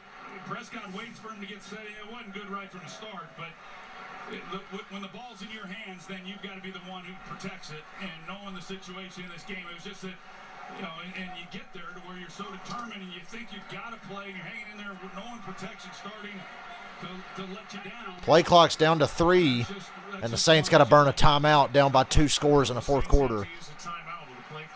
Yuck. Saturday, Jim Harbaugh leads his second-ranked Michigan Wolverines into their first ever Big Ten championship game against number 13 Iowa. Coverage begins at 7 p.m. Eastern, only on Fox and the Fox Sports app. Cowboys leading the NFC East at 7-4. The Washington football team behind them at 5-6, and Dallas will travel to Landover for their next game a week from Sunday. Yeah, here just a couple weeks ago, we thought Philadelphia was the one who might be able to get back in, contend with Dallas for the division title. And they lose, and here comes Washington. Offsides. No, they're going to say false start, you bastards. I just wanted it to be offsides. Illegal snap. He didn't snap it. Yeah, so they face Washington. So they wasted a timeout to avoid delay a game and still get a 5-yard penalty anyway. Rock on. This is definitely a team that has lost 4 straight. Ooh, they quick snap it on them. Stripped.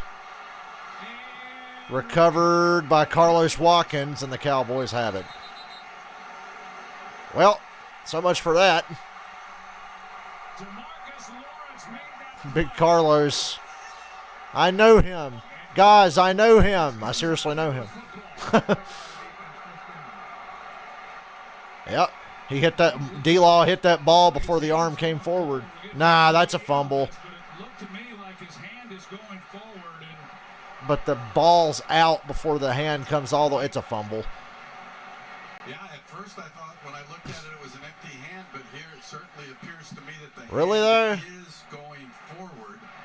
So can they do an expedited review on this, or will they go to a full review? They probably have to go to a full review on that. I say it's fumble.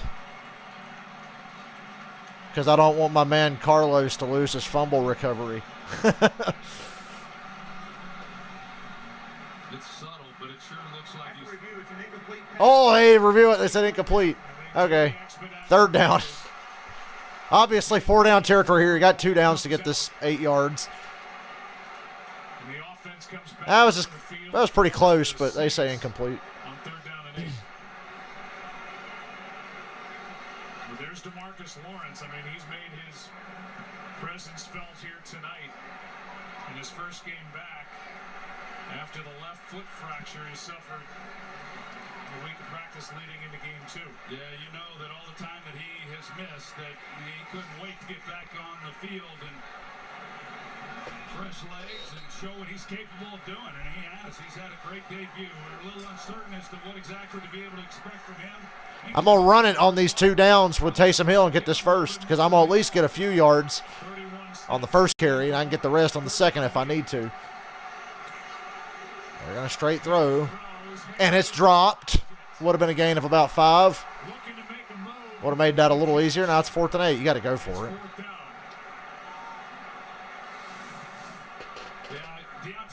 You're going to see that he's getting ready to make a move on Anthony Brown, and he doesn't secure the ball. He's going to cut back inside. He probably makes a miss. Deontay Harris is pretty dynamic once he gets the ball in his hands, especially with that kind of cushion. But he's not able to make the catch. No surprise here. Sean Payton going for it. 7:12 to go. It's 4th and 8. 4th down and 8. 4 drops tonight for the Saints. Dan Quinn decides to play man coverage. Got it! To the Dallas 32. Go up tempo here. A little up tempo. We're down to 7 minutes. Anthony Brown is in soft coverage, and he's able to get inside. Really nice throw. Deontay Harris redeems himself. Defender that comes across, he's in coverage, and he's almost there then to make a play on it. It was just by the design that he had as tight a window as he had, because as soft as Anthony Brown was, it was not contested by the man in coverage on him. They're just not dynamic enough in the passing game to give me confidence here. But here comes a, oh boy, intercepted. Looked like he got hit as he threw, or it got tipped, but KZ intercepts it, and that's the game. Should be over. Look at DeMonte Casey acting like he ain't straight trash.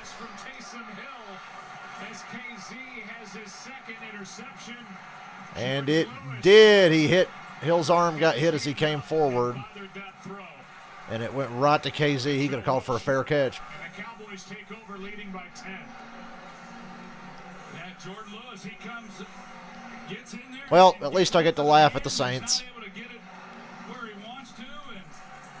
Defense comes up and makes a play when they needed to,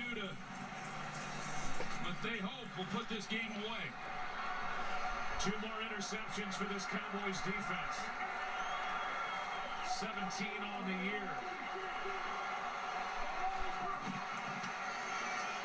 Toss to Pollard. Touchback. And a nice run on 1st down. And you know Dan Quinn, who's the acting head coach for Mike McCarthy, is pumped up that his Dan Quinn's like, yeah, we ruined the Falcons. You and me, Casey, we ruined the Falcons. They needed to take away just like the Saints defense did, and the defense is able to do it. Really good work. 2nd down and 5 for Dallas, trying to secure their 8th win of the year against 4 losses.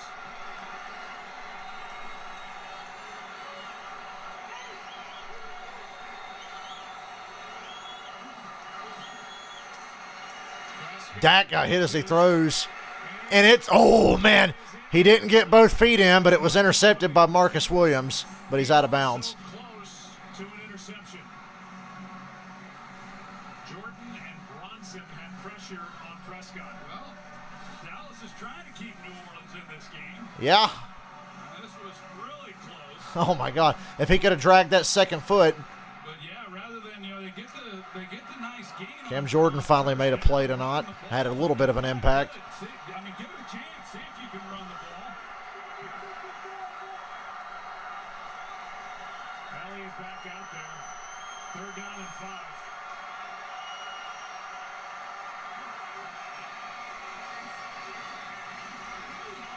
And this pass to nobody. Well, that was not an inspiring series of offense for the Cowboys there.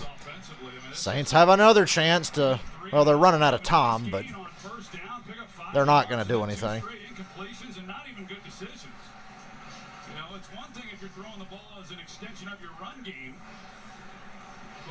A punt return touchdown right here would be lovely. That's the only way they'll get back in it.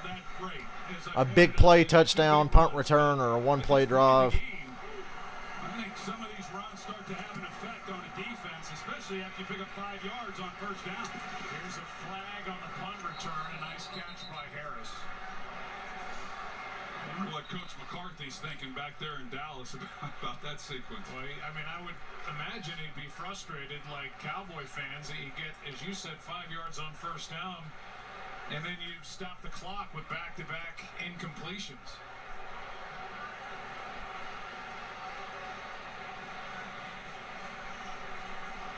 Here's a call. Holding return team. Shocking. Meanwhile, I thought it was interesting. That was a puzzling series of plays by the Cowboys. But it's not going to matter.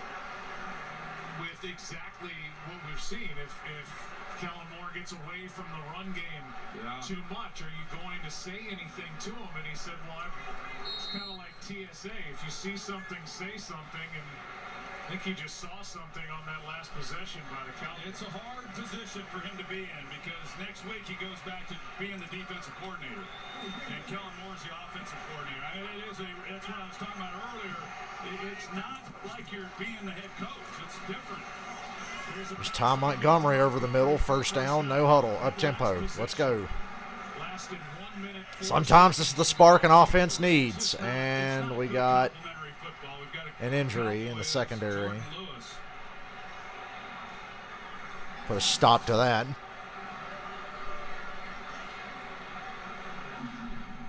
Ooh. Well, can you get him the fuck off the field? Let's get a move on here. And a big piece to this Dallas defense down on a knee, and now try to walk it off. Well, that's a good sign, at least by how he's walking.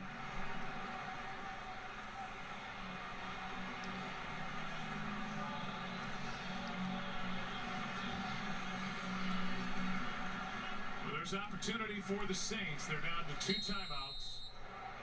They haven't shown much of an ability with the finger injury with Taysom Hill to get the ball downfield with any regularity, but they're going to have to start with a clock under 5 minutes to go, down by 2 scores. Kelvin Joseph, the rookie, takes over for Jordan Lewis. And it's intercepted by Trayvon Diggs. What a horrible throw by Taysom Hill.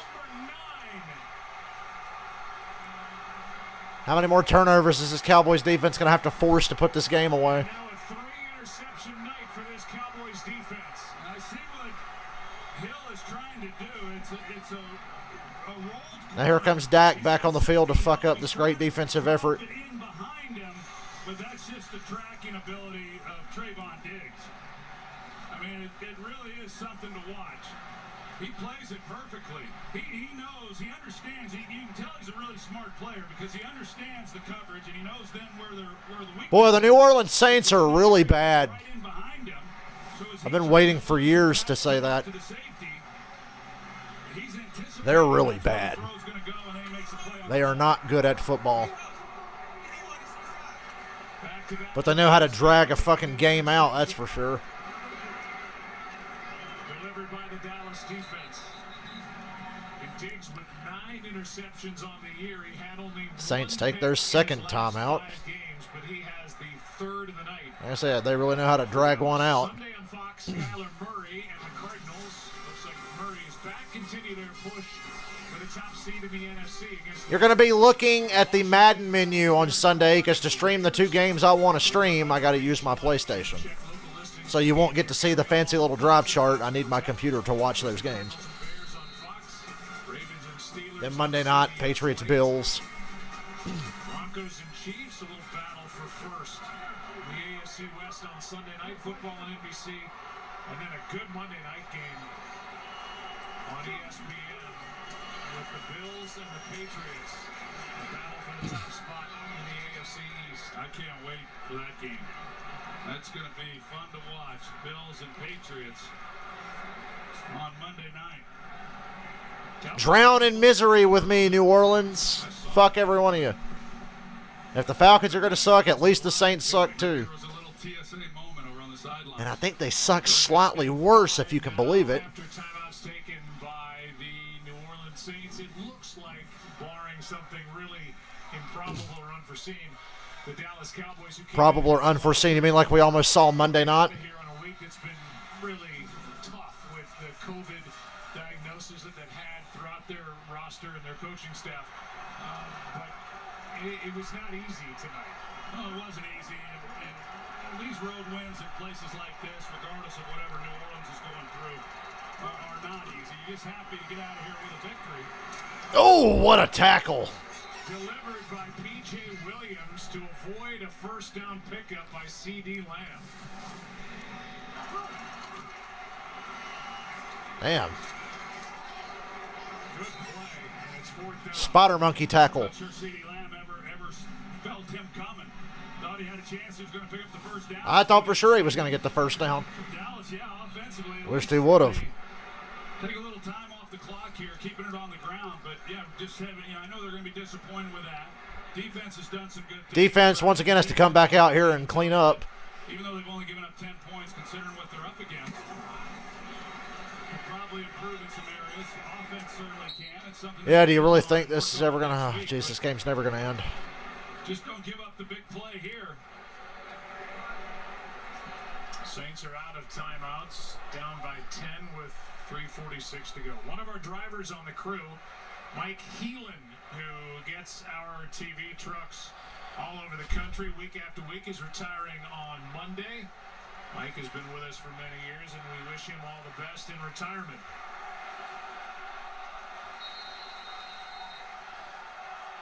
First down for the Saints. One play touchdown. What do you got? DeMarcus Lawrence is back in the game. He wasn't in the game the previous series.